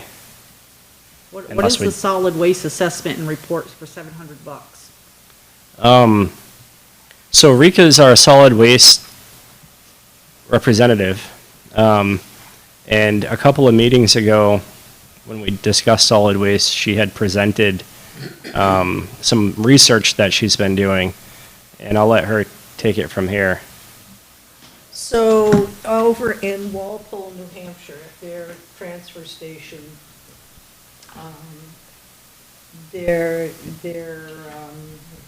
head of their solid waste stuff set up a recycling center where they actually break out, instead of doing single stream, they actually break it out into all of the component pieces. And he has found, not vendors, what do you call people who buy instead of selling? Anyway, who buy those separate things. And so what he does is he bales each of those, the number 1 plastic and all of those. And then when he has enough of it to fill a tractor trailer full, he calls that processor and they come and get it. Different things are of different values, a bale of number 1 plastic yields a different income from a bale of cardboard, say, Yeah. corrugated. But they cover about, I think he said 85% of the costs of their recycling that way. He said if he were to run it strictly as a business, he could get more than 85%. But he said his goal, frankly, is to get more people recycling. So he is open to doing it that way. So this $700 here, he will come to the town and look at how we're doing things here and know what could we be doing more efficiently, where are we losing money, where could we be making some money, and then write that all up, and, so for $700. So that's what that 700 is. And that gives us a report. He's replicated it already in New Hampshire. I think he said 5 different towns are doing it already there, so. I got a question on that, if I can. Would he come to, sorry, Mike, Okay, go ahead. I haven't even been recognized, so, Go ahead. okay. You sure? Yeah. Okay. Would he come to the select board and do a presentation and to the transfer station committee? I would think so. I mean, I'm Okay. certainly happy to ask him. That's all I have. Mike, I'm gonna make a motion to spend $17,800 to fully fund the West Weathersfield Fire Station proposal and $62,603 to fully pay off the compactor, which leaves a balance of $17,466.17 to be determined at the first of December meeting. Dave, can you check the $52,000 number? I think it's supposed to be $52,169. No, No, I did not check that. he I- said 62,630. Oh, he said 62,000? Yeah, yeah. Oh. 603, because, He wants the whole thing done. yeah, when we get into discussion, I'll tell you what else I think. If it gets second. Okay. Do I hear a second on the I'm going to motion? second that. Okay. So the motion takes care of just the two things, the two items, right? The West Weathersfield Fire Station, $17,800 to fully fund that, and the compactor fully paid at $62,603. Any discussion? My question had to do with a totally different thing, so I'll wait until we're through this, because it's not relative to, or germane to this topic. So any discussion on this? Go, Dave. The reason is because 52,169 pays for 85% of the compactor payment, and I feel if you're gonna take the swing, take it all, because I think it'll be forgotten, and quite frankly, it meets the purest reasons that we've been using these ARPA funds. It's one of the most long-reaching expenses, and it'll be a fully paid loan. I mean, the last one lasted like 10 years, and the transfer station has a very large problem, and this helps. And besides that, it leaves 17,466 left to be determined. Then we can regroup again like we've been doing all along. Any other discussion? Questions? Well, I kind of agree that if you're gonna pay it off, to pay it off. Makes sense to me. Okay. Yeah, I'm on the same page. Okay. Well, then let's deal with those two. The motion has been made to fully fund West Weathersfield, $17,800 on top of the $60,000 before, and $62,603 for the compactor payoff. All in favor of the motion signify by saying aye. Aye. Aye. Any opposed? Any abstentions?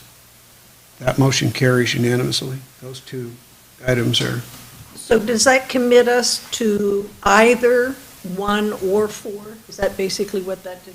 No, I'll restructure the remaining funds again and give 5 more options. I see. That's what you Yeah. said. according to Dave, and I'm sure he probably did his math before he got there, there's $17,466 left. Is that correct, Dave? 17 cents. And 17 cents. I knew Kelly would be in there somewhere. Thank you. So do we need to make a motion to get this $700 for the solid waste assessment report? Do we want that done now, or do we want to hold and wait on to that till December, or what do we want to do? Well, don't we need to get that? Oh, well, I suppose. We can make a motion, I just didn't know how anybody else We could wanted make to the do it. motion in the second and go into discussion and then decide on the Okay. motion Well, afterwards. I'll make a motion that we use ARPA funds to pay for the solid waste assessment and report for $700. Do I hear a second? Second. We have a motion and a second. Any discussion on the motion? So now I can ask my question, and this is of Rika, actually. What is the staffing at that facility that he works at? Is that a paid staffing? No, there are a lot of volunteers there. As in Springfield also, that it seems to be pretty much the way a lot of transfer stations or a lot of solid waste stations do it, and he puts a great deal of effort into making it a place you want to be. It's colorful. Okay. It's lively. Actually, considering that it's a transfer station, it's kind of a cool place. Any other questions on the motion? Dave? I'm not sure that we have to use ARPA funds for this. I would love the town managers to take it up and just go for it, because there are other options to pay for this. And it's not a big deal. And I believe that's what I emailed Eureka. We can just take care of it in the solid waste budget if we don't use ARPA funds. So either way, How we about can. that? I think it's money well spent. Any Yes. further analysis in the transfer station is helpful, so So you'd prefer to handle it in the budget? I think it's okay either way. Josh, did you have any? Just here, clarification, back to the stabilization project, there was never a motion to appoint Pine Hill Construction to the bid. That's a good point. Okay, thank you, Josh, for pointing that out. Let me dispose of this motion first. So this sounds to me like another one of those disposal motions. We have a motion on the floor. The discussion has led to the funding coming from another place, which I'll suggest that we would want to deny this motion. Motion to allocate $700 of ARPA funds for the study on the solid waste. All in favor of the motion signify by saying aye. All opposed? Nay? Nay. Any abstentions? The motion fails. So that gets rid of that, and you can handle that. Now, we need a motion to accept where am I? Motion to accept the Pine Hill Construction LLC bid for $77,800. This includes the funding that we just authorized to fully fund the Weathersfield Fire Station project. Do I hear that motion? Yes. Do I hear a second? You second the motion? Nathan second that motion. Motion's been made and seconded. Any discussion on the motion? Hearing. Only that we are feeling really comfortable with them as a contractor and doing the work, right? They did Pine Hill did the Perkinsville School removal. Okay. Their used water, we're going off, they used to play that. Any other discussion? Hearing none, all in favor of the motion signify by saying aye. Aye. Any opposed? Any abstentions? Motion carries unanimous. You're welcome, thank you. And next, we did that, website improvements is out. So are we gonna try to get that report, Rika, from, or somebody can coordinate that, even though we didn't say the 700 came from ARPA? Okay, I didn't want that to be lost. Yeah, me No, either. we'll make sure that. Or ask, right. Yeah, ask people. Yeah, definitely. Let's let the exodus happen briefly, and then John Harrison will have the floor. Good night, thanks. Thank you all for coming.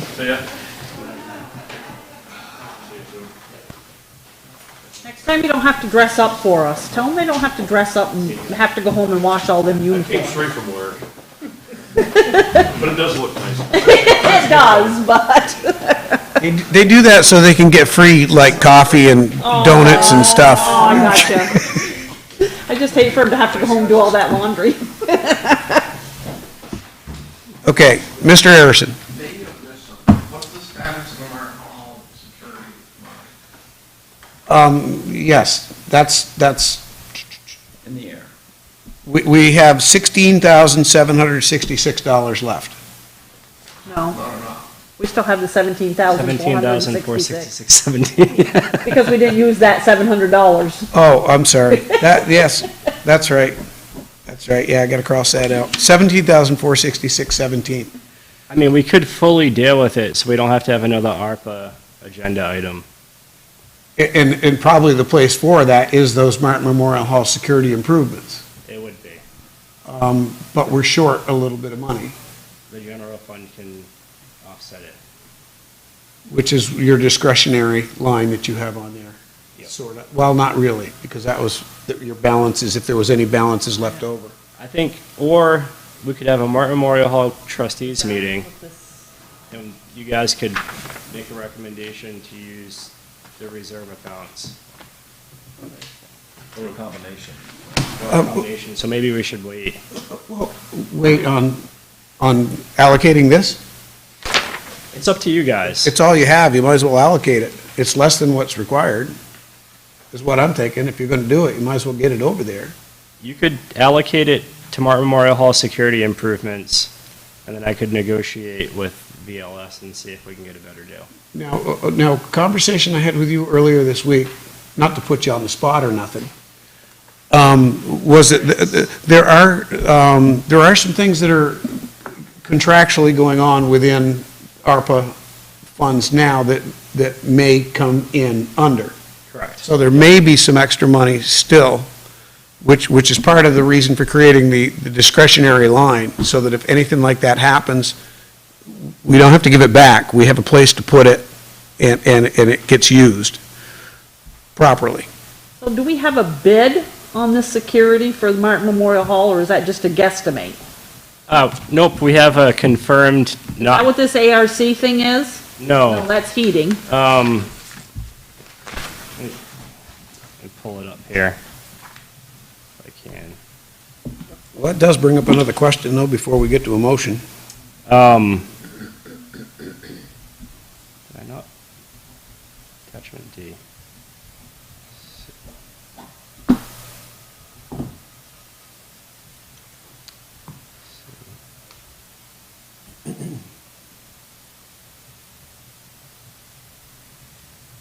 I forgot to put the estimate in. I'm sorry. I'm gonna stick with my original thought, which was to wait until the first meeting in December, because some of this hurry up doesn't work. So I think you should meet with the Martin Hall trustees. I think you should get the number correctly, and you never know if something else will pop up for a few thousand that you wish you did, or I don't know. Well, I was just going to throw out that, we had security for Martin Memorial Hall, and we had the HVAC, air quality for Martin Memorial Hall. We don't have the money to do them both. We don't have the money to do the HVAC.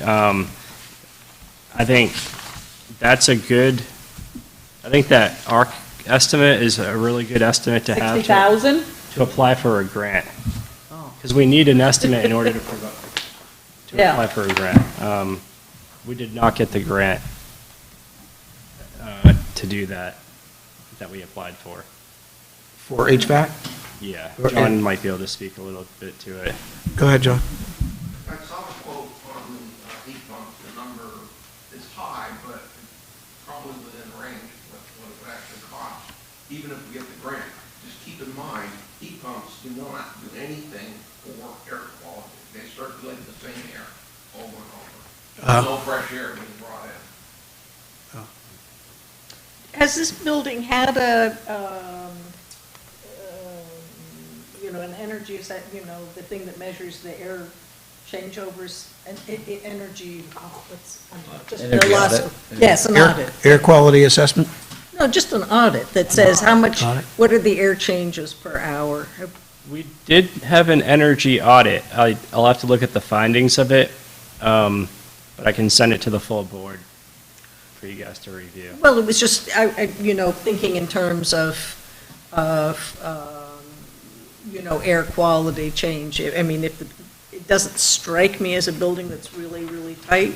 Yep. So, I'm just, Now, a couple of years ago, when we had this room remodeled, we had the air tested, and there was nothing in the air that caused any issues. But to John's point, having people, when somebody gets sick in here, like, it usually affects everybody, because we have no ventilation. So unless somebody just stays home when they're sick, What was the test? which is what you should do, but we have some people that, They're stubborn. yeah. And then I have to send them home midday or something, so. What was that, John? What exactly did they test for? I mean, you can test for carbon monoxide, carbon dioxide, but that still doesn't address the health benefits of outside air. Yeah, I agree. I'll have to look back at the audit and the assessment to see, bless you. No ventilation, by the way. I'm just kidding.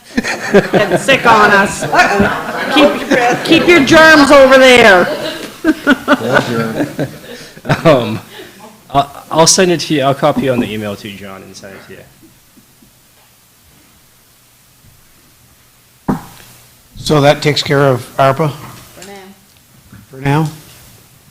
Everybody's good with holding off on that? Number 10, 1879 schoolhouse policy. The recommendation is to move this to a first reading. I recommend move forward, yeah. And then conduct a second reading on December 9th. Third reading would be to follow that. This is not, this is the first reading? Yes. Rates, money in it now. Okay, so the motion would be to move to a second reading, right? If this is the first one? Right. Okay. Thank you. Who wants to read it? I just did. So, I have to read it out loud?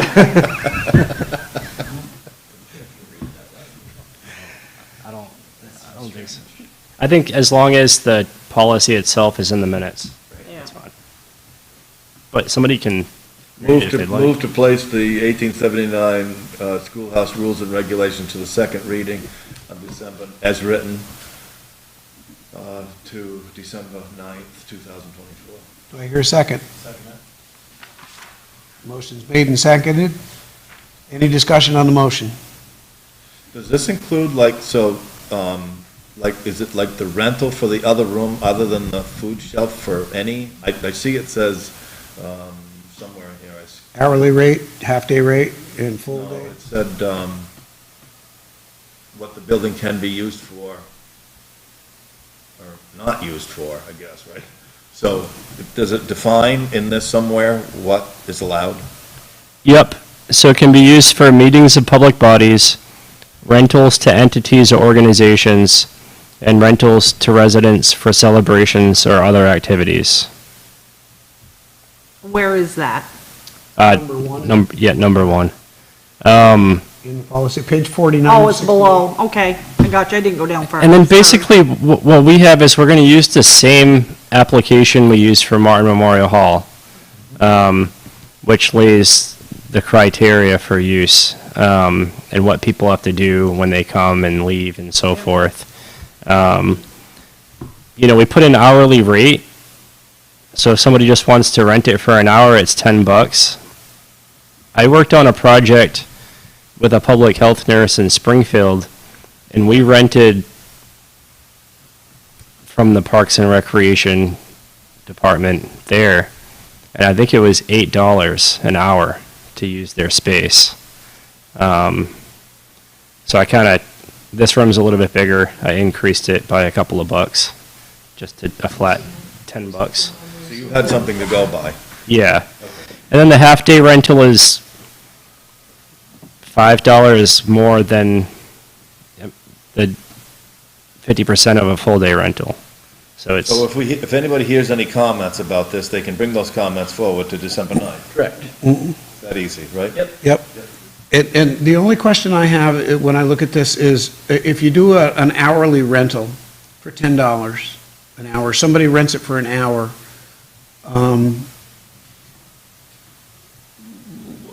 we don't know what it is, I mean, you would when you rent it to them, but let's say in some way, shape, or form, it leaves some sort of mess that we have to clean up. Yeah, it's the deposit that's on there. Okay, so the deposit in full covers that, or you just figure it out?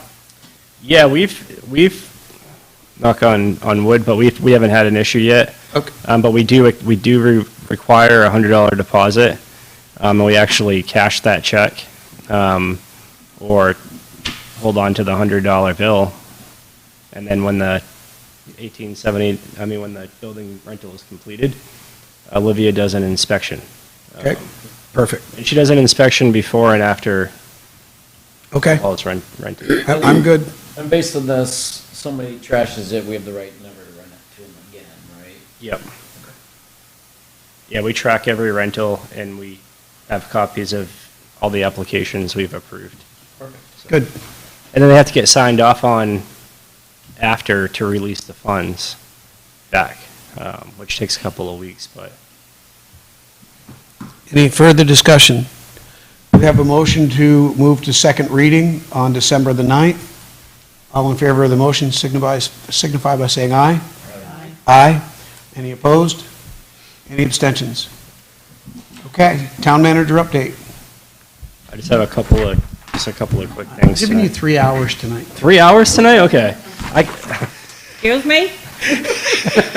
Just check and see who's paying attention. Aye. Move to adjourn. Second. Oh, no, don't do that. Just happened. It just did. Is that real, or am I able I was just kidding. I'm going to take the motion to be in light favor, and it was a joke. So I do have some things in my report that may require discussion. I'll let you know when we get to those. I'll try to be as quickly as possible. Transfer Station Committee meeting, December 2nd, down here at 12 p.m. If anybody's interested. All three towns will be down here meeting about the transfer station. Fire Department Committee meeting on Wednesday, December 4th at 6:30 p.m. down here. And we're discussing fire department related matters. What's the date on that one, sir? Wednesday, December 4th. There's a Budget Committee meeting on Thanksgiving Eve. That was intended to be funny. This Wednesday at 6 p.m. Can I jump in real quick just to say something? Yep. I want to correct, I think earlier in the meeting this evening, you stated that was going to be Monday, if I remember right, when we were talking about the budgets. Oh, did I think I think you might have said Monday, this coming Monday, because I thought about it lining up with the planning commission when he said it. So I just want to clarify for everybody that meeting is this Wednesday. I wrote it down in my notes because I was going to come back and ask you about it. Did I say that? No, It's okay. well, I don't know, you may have mentioned it twice. I remember hearing, that it was Wednesday night, because I Okay. was thinking, there better not be any cooks on that committee. Okay. Yeah. Natalia and I, on a different subject, are hosting for the first time, and we have 15 people coming, and including some of her family. It's going to be, she's picking them up from the airport on Wednesday. But outside of that, the town office will be closed on Thursday, for Thanksgiving, and Friday, if everybody's okay with that. It's a half a day Friday. It's up to the board. Or is it up to me? I'm sorry, what? Usually I get permission from the board each Haven't year. we always given it to them? We have. That's what I thought. I don't see why we should change now. Do you need to ask them? And I don't know this, there's a policy someplace that you would need to ask them, or is that a courtesy? It's a courtesy. I usually ask, and I have another courtesy question for you guys in a minute. Yeah, I'm sure you You don't do. want to use the first one off? If I could extend that into the next one. Oddly enough, in 2020, Christmas and New Year's fell on Friday, and then in 2021, it fell on Saturday. On Sunday, 2023, it fell on Sunday. 2023, it was on Monday, so it was like Friday to, this year, Christmas is on a Wednesday, Same as New Year's. in the middle of the week, and so is it New Year's. I've had questions. I thought I'd bring it to the board for discussion on how we want to handle it. Do we have employees come back on Thursday? What do you suggest? What does the school do? Go to school. No, they're Well, no, not all Yeah, of I think us. we get, Oh, year-round employees. year-round, I think, at what? We work. We We get get the day before and Christmas Day, Yeah. and the Okay. same with New Year's, we get the day before and New Year's. Yeah. So it'd be And us Tuesday and full-year Wednesday? employees have to work the other days, yes. Okay. Let's get back to Thanksgiving, because Nate, to answer your question, I think the question outstanding is gonna take Friday off, but it's gonna be with pay. See, that's the Is that what question, it is? We're because giving it to 'em with pay? Usually that happens, or that's Yeah, the assumption. that would be the Okay. assumption. I didn't know we gave it to them with pay, I just thought they, But it's only a half a day, It's 4.5 for how many hours. people though? For everybody?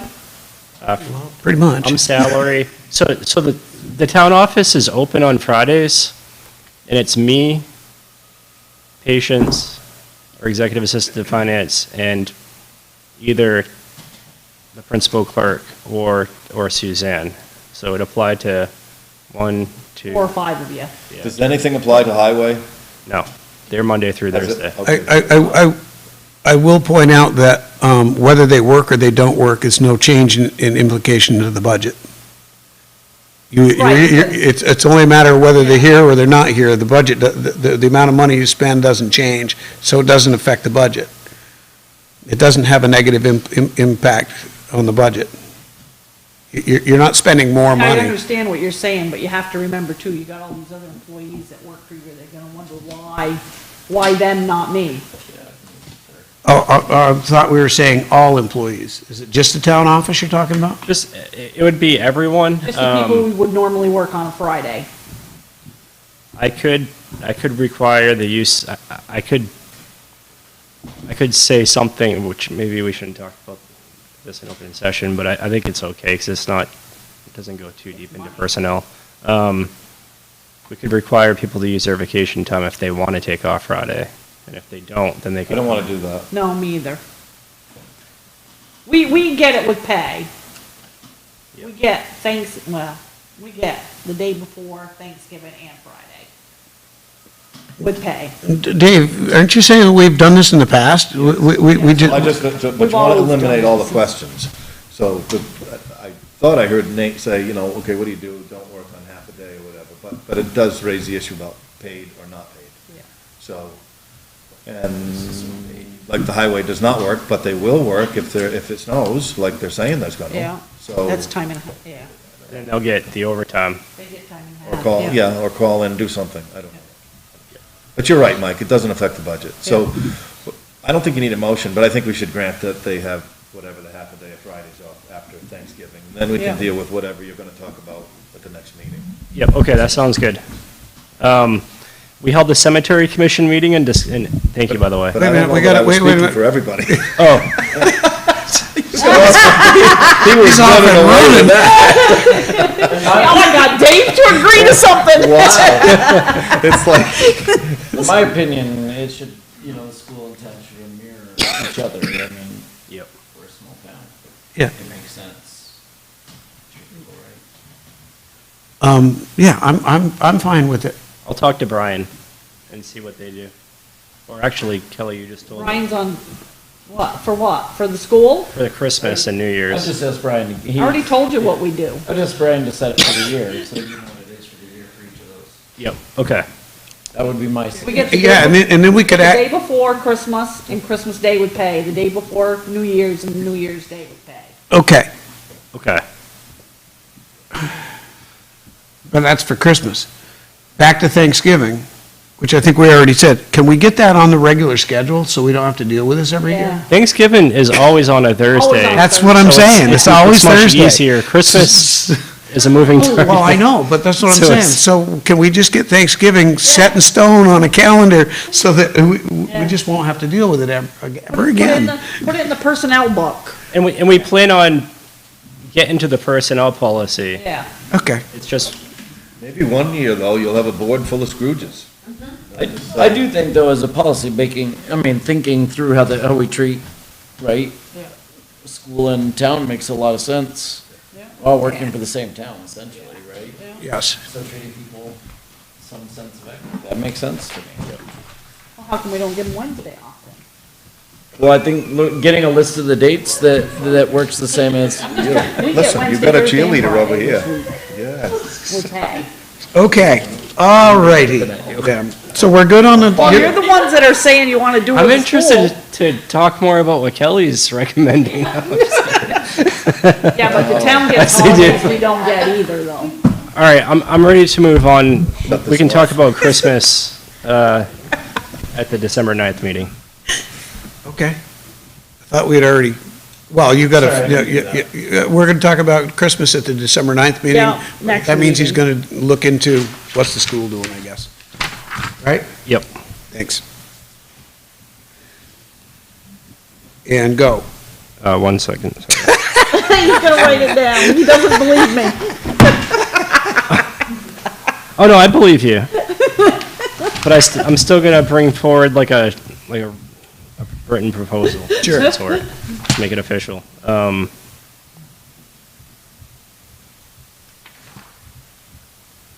Clerk's office.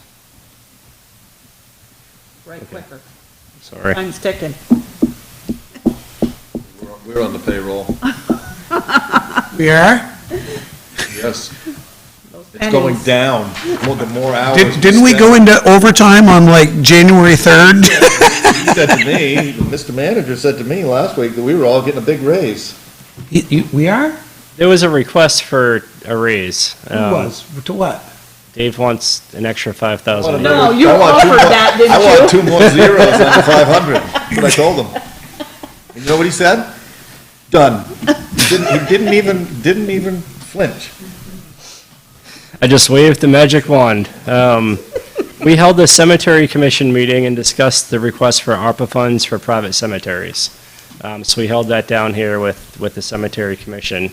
And the decision was, after well over an hour of careful consideration, to withdraw the request.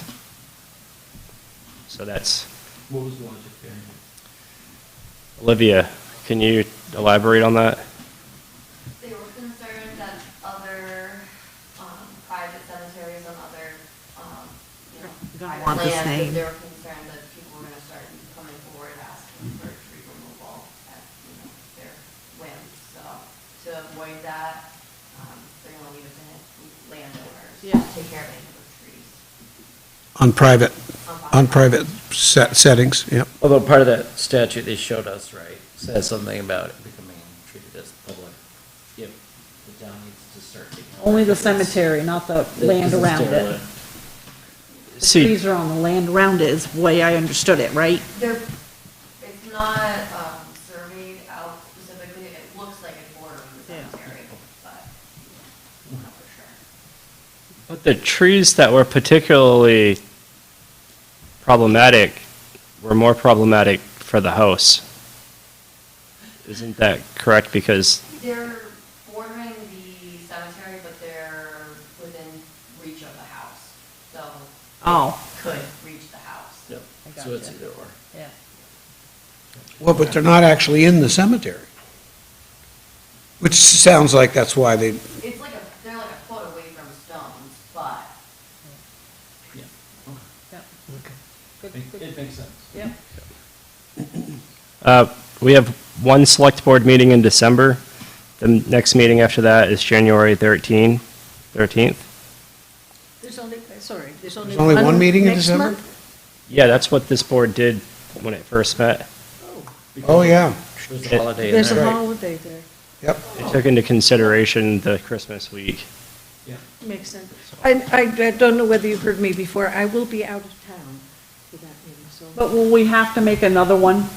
Can we make another one earlier, or do we feel that we're safe enough not to have a second one in December with our budget?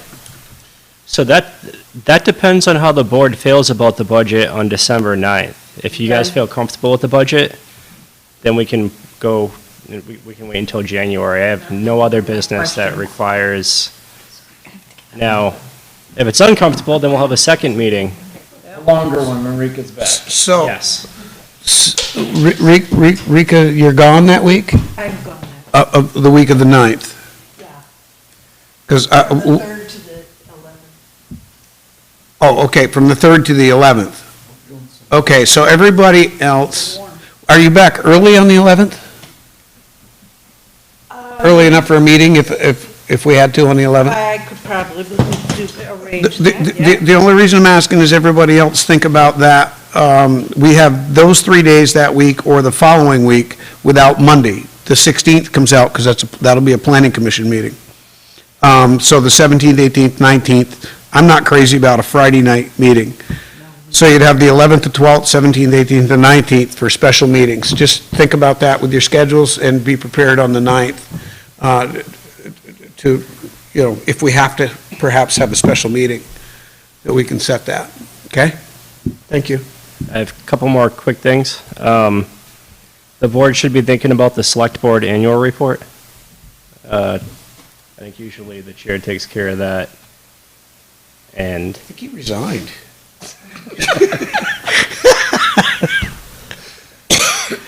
I'm willing to write the annual report and give the select board a draft. Or, I think I wrote it last year. I think We collaborated. when Dave was the chair, him and I would write it together, and then as you'd been the chair, we'd collaborate with each other. I don't care either way, I just need to know When do you want it done? if I need it on my list or not. When do you want it done? I would say it should be presented to the board at the first meeting in January. So I've got about 60 days. No. Okay, go. Good. The Old Bull Road decision was mailed on time, so. Thank you. What did you say what the last thing was? The Old Bull Road decision was mailed, certified. Oh, okay. It's done. For some reason, I thought he said no. I was like, what kind of answer is that? So January 13th would be that date at the latest you'd want that? Is that what you said? By that meeting. By that meeting? It would be helpful if it was done at that meeting. We could Or have a sooner, special or meeting. sooner. Yeah. No later than. The news tonight said that they're very scared of another significant double-digit increase in education. Yeah, I've heard that. Serious? Yeah, Something happened last year with how they funded. yeah. Here we go again. Yeah, the governor has been sending out some messaging. Crazy. Okay. That's that. Future agenda items. Conduct of meetings, hearings, Meadow Lane, naming waterways, personnel policy, and purchasing policy. Is there anything out of this list of 5 items that somebody would like to see on the next agenda? It'd be nice to start taking them off, not that I want longer meetings. That's what we've been doing. But it does make sense to start taking them off, and I have some other things I wouldn't mind seeing.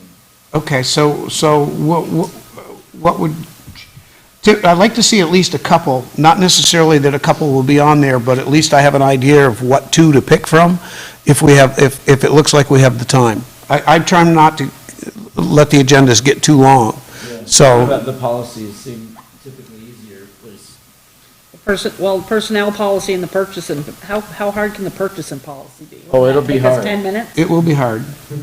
it'll be hard, but I want mean, something really, really easy, but I do think it's because I've important. only got 5 meetings left. So I'm not probably into looking it. at personnel policy and purchasing policy as far as like time for me to make all those recommended changes. I would say we're looking at February on those 2. Those would be the harder ones for me. Oh. Okay. Naming waterways, we could put on the agenda at the next That one's ready. Yeah, and Ryan's doing that one. Meadow Lane, I'd prefer, My understanding is we're waiting for them to submit something to us, right? yeah. So I'm not sure why that's on there.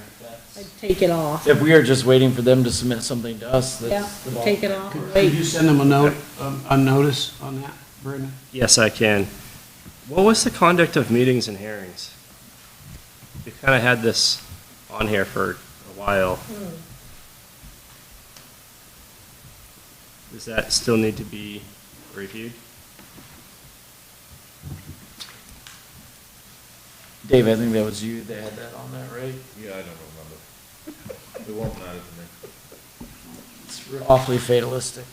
No, I put enough time in. Brandon, for me, it would be really helpful, and it might be because I'm going through this budget the first time, and I don't really understand, I'm learning. Yeah. Thinking through these, the questions I asked around police and fire, it would be helpful for me to understand kind of the scope of what those agencies do, right? And understand comparable strategies in similar sized towns. Okay. So thinking like, what does Heartland's spend? And what I also know is like, some towns, if they're on the interstate, have a different rate, a different load than towns that maybe are in different areas. Yep. I just, it would be helpful to me to understand that, and understand,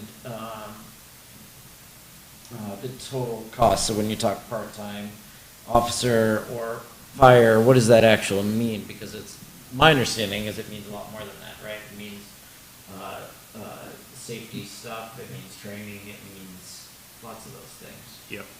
So just which is, I think, is beyond just benefits.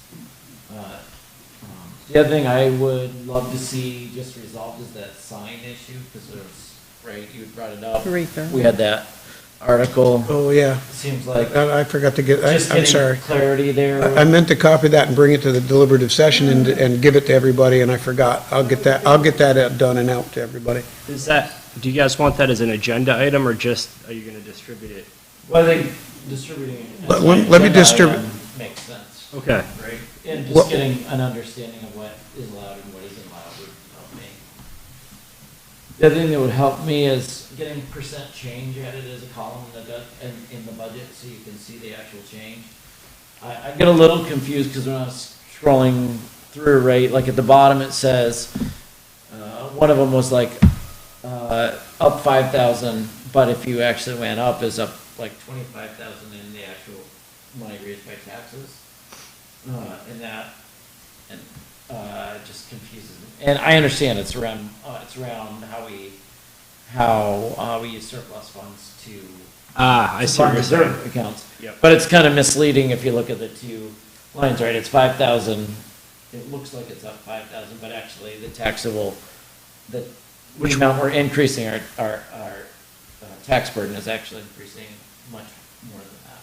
Which budget are you referring to, just so I can, I'm gonna tell you how that's gonna get harder, Nate. Because as any administration combines line items, or they think it's due to efficiency, or whatever reasons they care to use, and then you can't compare year over year, so for taxpayers or board members, it's easy to get confused. And every administration has done it, and they should not do it, because if you want to look at police, you should be able to look at police for a 5-year history and not, like maybe something else other than police, but gets charged to the police budget. I'll give you a specific example. At solid waste, I don't know if it's still going on, but it certainly did before Brandon got here, but I think, but I don't know if it's, to be fair, I don't know if it's going on now. The town manager's salary, and benefits. There was a list of others that got allocated to the solid waste budget. Highway services that contributes to the solid waste operations. And like it or not, it intertangles those two. That really crosses the line because it goes into solid waste and then general fund budgets. So every time you move line items, now we're looking at another one, when you say that we're gonna just make all these, fire departments and everything be one budget. That's really just, that's not exactly true, because even if you look at, on its face, it says Firehouse 1, Firehouse 2, so individually, they still have to go down and have all of their expenses, so somebody's gotta do it for electricity and, so it's not really that easy. You might see one single sheet up here, but somebody had to do all the work to get all that information, to put it on one sheet, so. But Dave, so this is the example right here, is right here, right? Like if you look at the tax revenue, you're increasing quite a bit, but if you actually look at the bottom line, it only looks like it's going up 5,000. Yeah. And it's because of those, using the surplus to offset.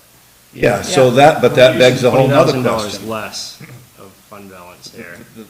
The fund balances beg a whole nother question. Either there has been an outside source of revenue, which could happen, either state aid or something, or over budgeting, because you're asking for a little bit more than what you need. Right. Nobody's ever gonna be zero. Or you had a good year. Yeah, something. Negotiated well. Or, we've had a lot of this happen in the past. Somebody will leave, the position doesn't get filled right away. You wait to try to get the right person. Meanwhile, you're not writing the checks. Yep. Going back to your questions, Nate, you asked, and I just want to make sure so that I can make the most efficient use of our time. You asked for the scope of police and fire. I'm just trying to understand what is the what is it? I think we get a lot of benefit, right? Yeah. I'm just trying to understand it and try to understand kind of the comparable strategies of costs to similar sized towns. And when you say scope, like, are you looking for calls? Maybe, I think they do more than that, right? Like, it's just, I'm just trying to understand a little bit more about, right? We're gonna, like, we're talking like a big amount of money, right? Absolutely. Like, what, 600,000, something like that, 700,000 between the two? Pushing $1 million bucks, like $750,000, that's a lot of money in a small town. And trying to understand, the cost, but we live in I feel like a very safe town, and that's a lot to do with the work these folks do. And understanding, and it's not popular, sort of, I know, to think it through, but I think you have to, right? The level of services and the amount of money you spend there, and they're good people doing good work. And so I think looking at comparables is really important, in understanding, and that's why I asked that hybrid option of, hey, if we're killing a lot of overtime and we have sheriffs that we could pay cheaper, being flexible to fill that little bit of time, right? Is that cheaper? I don't know. I don't think that's gonna materialize, because if you think about it, the little bit amount that was lowered for overtime, I mean, some of these, people are gonna be on the cases, so you can't help but be there. Correct. Like, they're going to have to be there, so the time is the time.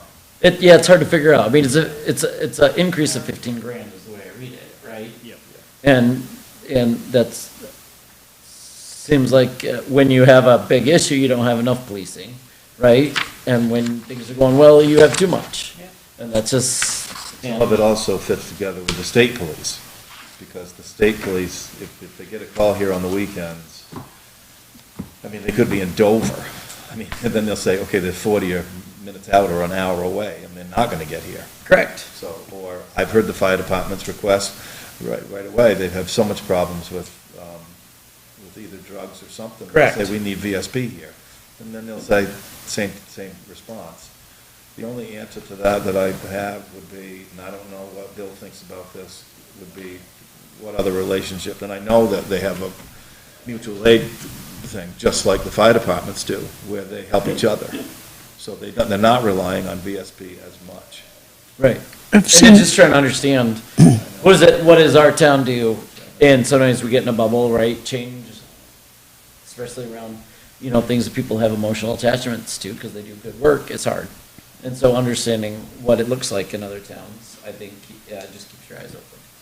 I think Weathersfield is also, like when you compare it to, did you say Heartland? I knew they used sheriffs. That was my only. So although a town might be similar, like comparing a town population-wise, I think there's a lot more to it. I understand that. Yeah. Geographic location. Matters. Yep. We have, this ongoing investigation. There's certain things we may need to, if we want to go too deep into this, discuss like in an executive session.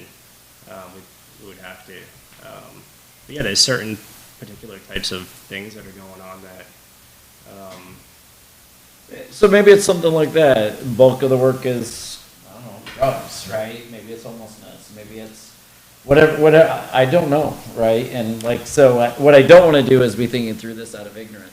Absolutely. So the more I understand what people are doing, the better and when we go to town meeting, the better you can say like, this is what we're doing, right?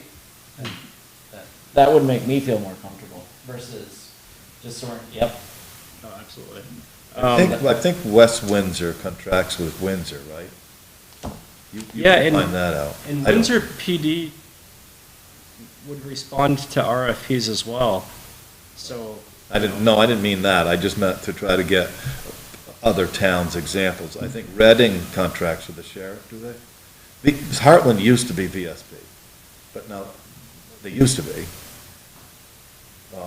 But they allocate a certain amount of money. Yeah, they budget it for it. Now, what I can tell you from experience that we've had some issues, but you don't get any police to come with property damage. So that's the trade-off. That's right, and trying to understand it, right? And things, I know things wax and wane too, right? Like, you got a good neighbor and things get good, right? And then something, one department falls apart, and then all of a sudden, we're carrying that. Right? I understand that. And as far as the fire department's concerned, like, I think Bill would be a good person to come in and talk to the board about the scope of the police department. I can do it as well, but I think since he's the department head, maybe I'll have him come here on, is that okay? And then on the fire side of things,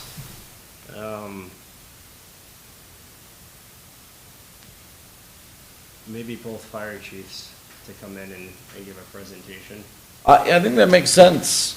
I mean, I do think, right, this budget is proposed putting fire together, especially if it starts seeing unity.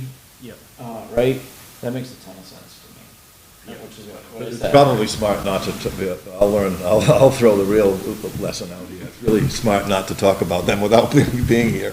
Yeah, All departments. Yeah, no, that's true. Doesn't Yep. matter what department. Yep. So, but I will tell you that it's not a problem, it's just a fact, it's geography.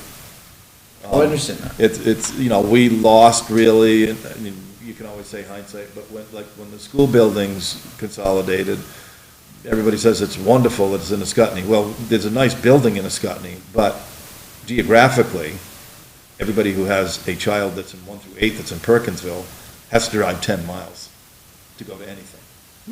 So the same is true with fire. Yep.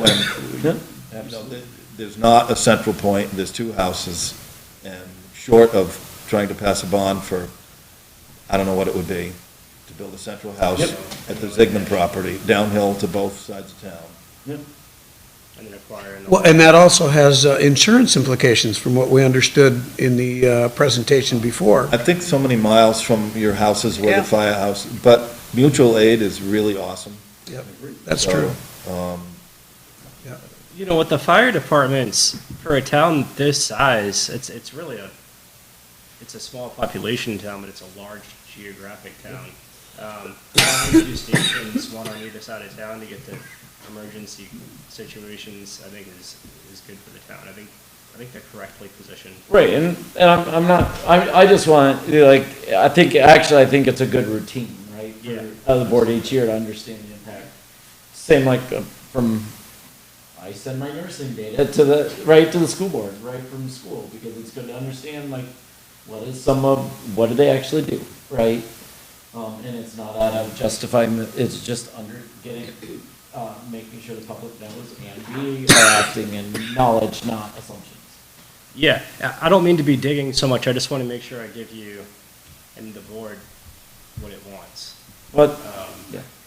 so I don't mean to like, just trying to understand the scope of the question so that I can provide the necessary. I won't give you any questions, I'll just give you answers. Just go for no taxes and you fit it together.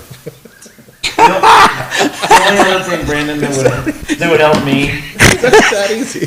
when he gets done is understanding the average and mean house values in town, right? So that when we're thinking about 3 cents, what does that actually mean for folks in town?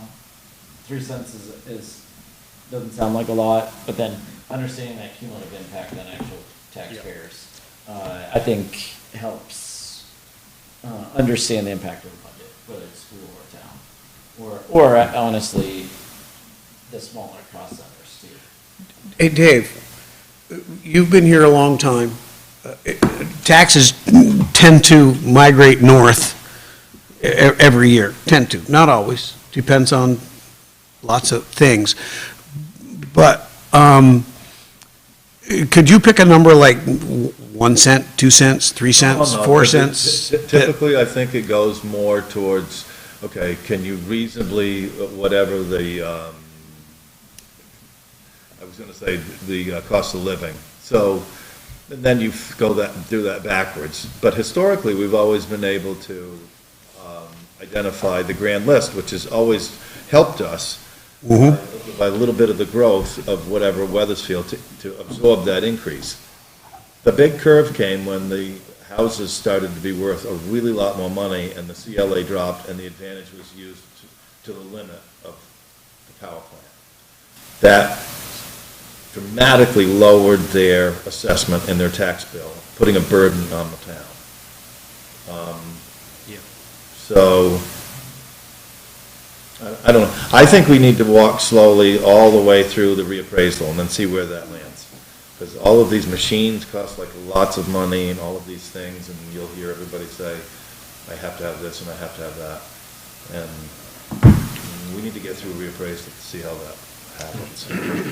When does that happen, the reappraisal? It goes, so our contract commences on July 1st. But they've started accumulating information, and we'll continue doing that until it starts. And then once it starts, boots hit the ground, doors start getting knocked, and so forth. Yeah, sure you do. I always look forward to it. Okay. Go to Dave's house first. So you're all set now with your questions? I'll bring it right to the cows.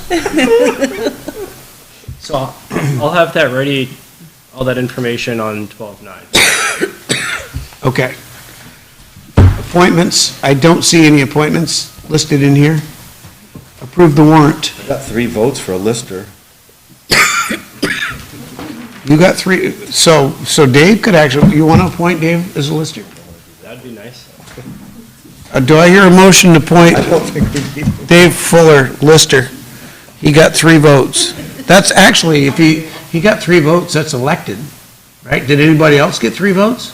You need a percentage. Yeah, you need a lot more than that. I forgot about that. I think it's a simple majority. Hey, the reason why I left the percentages out is because I gave a 5-year history. I wanted to address this really quick.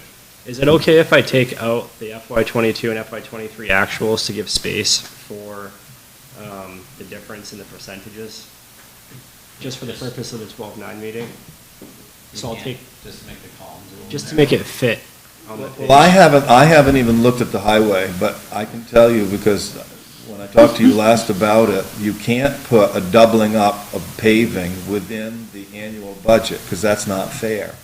So the percentage of highway will look artificially high, because you're, and the same with like, I don't know whether it's continuing, but it was in the November 5th presentation, the papers. You can't have money from the fund balances go into that next year's budget because it'll artificially inflate your percentage increase. You need to hold those out. And I'm not saying not do what you want to do with them, but I'm just saying, when you go over operations, annual operations, So is it okay to change the FY '26 proposed fund balance from 75 to 25, and then take the 50,000 out that moves it to reserves, and we can address that separately? yes.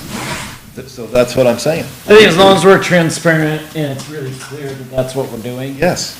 I just need to, I've heard it from both ends. I've heard it, oh, they just transferred it to reserves, and then I've heard, it should be in the budget. I think it's approved to transfer. The only way the fund balances should be in the budget is if you use them, not if you're gonna hang them into reserves, because it'll make it look like next year, if there's 100,000 in paving in the main budget to be voted on, then you will assume that the following year, 27, you'd wanna do that. Because if you don't, So there's or another, there's a good explanation on why there is a percentage. and I'll tell you right now, paving's always the first on the chopping block. there's another side to this coin. If we move the 50,000 outside of the budget into reserves without the revenue coming in, the budget is going to go over budget and it's going to land in a deficit. So like, if we transfer 50,000 to these two reserves, right, and we don't balance it with fund balance, the revenue that's going to come in is the 1,017,000, and the money that's going to go out, excuse me, I think it's semantics, right? Yeah, it's- So I think what you're saying is this is cleaner. I think this might be cleaner. This is I don't cleaner. really understand what Dave was saying, so I But don't your have to next, say it but your again. next slide, which shows the reserve accounts, will show that it'll be up by 50%. And it should be, Should be. and that's okay. It's okay. I don't think a big percent change is a bad thing, right? It's just, another way of seeing where your change is, so you explain why, right? Absolutely. I think I would rather see an authentic budget that moves money to where it needs to be spent, Which right? is what this does, yeah. And then you should see some percents go up and some go down, right? That's just, Yep. that's good budgeting and versus having the ones that look clean, that are pretty, that go up, just a set percent each line. Or I'd make rather it, see or make it really hard to follow. Right, Or make it hard to follow is right, you don't want to do that. No, right. no, you want to be able to see it. Just I understand Ray's reasoning at the last meeting that we had, when he said that we don't have to ask for special articles. I get that. But it will make it look like the budget is rising, I think he said like 6%, when it's really not, because they're using $75,000 of already paid money. Yes. And Correct. it allocates all Correct. that Yes. money to this Yes. budget Yes. and transfers it to reserves. Yes. But it's transparent when it does so. And it's, That has to be, another consideration for this board is very seldom will you have a year that you don't have a special article. Right. Very seldom. We haven't- This year's one of them. We haven't even, but we haven't even talked about it. We haven't because gotten there yet. Some of the machine fund is probably at a low, so maybe there should be. I see what you're saying. I asked that. I said, are you sure that you don't, I don't know what the capital reserves You've are. got a copy of the reserves with you here. I don't think there's anything wrong with that. Personally, of a special article, people can vote it down or they can vote it yes. That's As long exactly as they right. understand what it is. That's true. They know what they're paying for. That's true, but when you start looking at 3.5 cents increase, and you've got 2 or 3 articles that add up to another 1.5 cents, 3, 4 cents, I'm just saying that, I hear you, and I think that's what town meeting's for. that's exactly right, and Nathan, but seldom do those articles matter, and they seldom get turned down. So that 4, 5, and 6 cents increase that happens, they have voted on, and they accept that. So, that's all I'm saying. Sometimes, when you get a year that you don't have a special article, and you got a 3.5 cent increase, it's not gonna change, because you don't have a special article that's gonna affect that. We'll That's- probably have special articles and still have a 3.5 cent increase total. Yeah, yes. That would be wonderful. That's back to that. Start there, right? Feel that. I'm all about feelings. So what we could do is we could take the reserve, we really, I don't know if it's, I want to get off the budget and get to the warrants and get out of here. If you don't mind. So approve the warrants. Do I hear a Motion motion? that we approve the motion of the warrants. I'm tired. It's been a long day. She's talking like me down there. General fund payroll, $17,997.87. General fund operating expenses, $44,526.06. Highway fund payroll, $9,367.61. Operating expenses, $35,755.47. Solid waste management payroll, $2,096.14. Operating expenses, $22,259.64. Library payroll, $2,511.84. A grant, $325.30. Grand totals, payroll, $31,973.46. Operating expenses, $102,866.47. Do I hear a second? Yep. Motion's been made and seconded. Questions or discussion about the warrants? I don't have any. Wow, good job, people. Olivia, you did those, right? Thanks. Great job. Okay, no discussion on the warrants. All in favor of approving the warrants? Signify by saying aye. Aye. Any opposed? Any abstentions? Motion carries unanimous. Any other business that can be conducted while the board is meeting? Wireless. Hearing none, do I hear a motion to adjourn? So moved. Do I hear a second? Second. Motion's been made and seconded. All in favor signify by saying aye. Aye. Aye.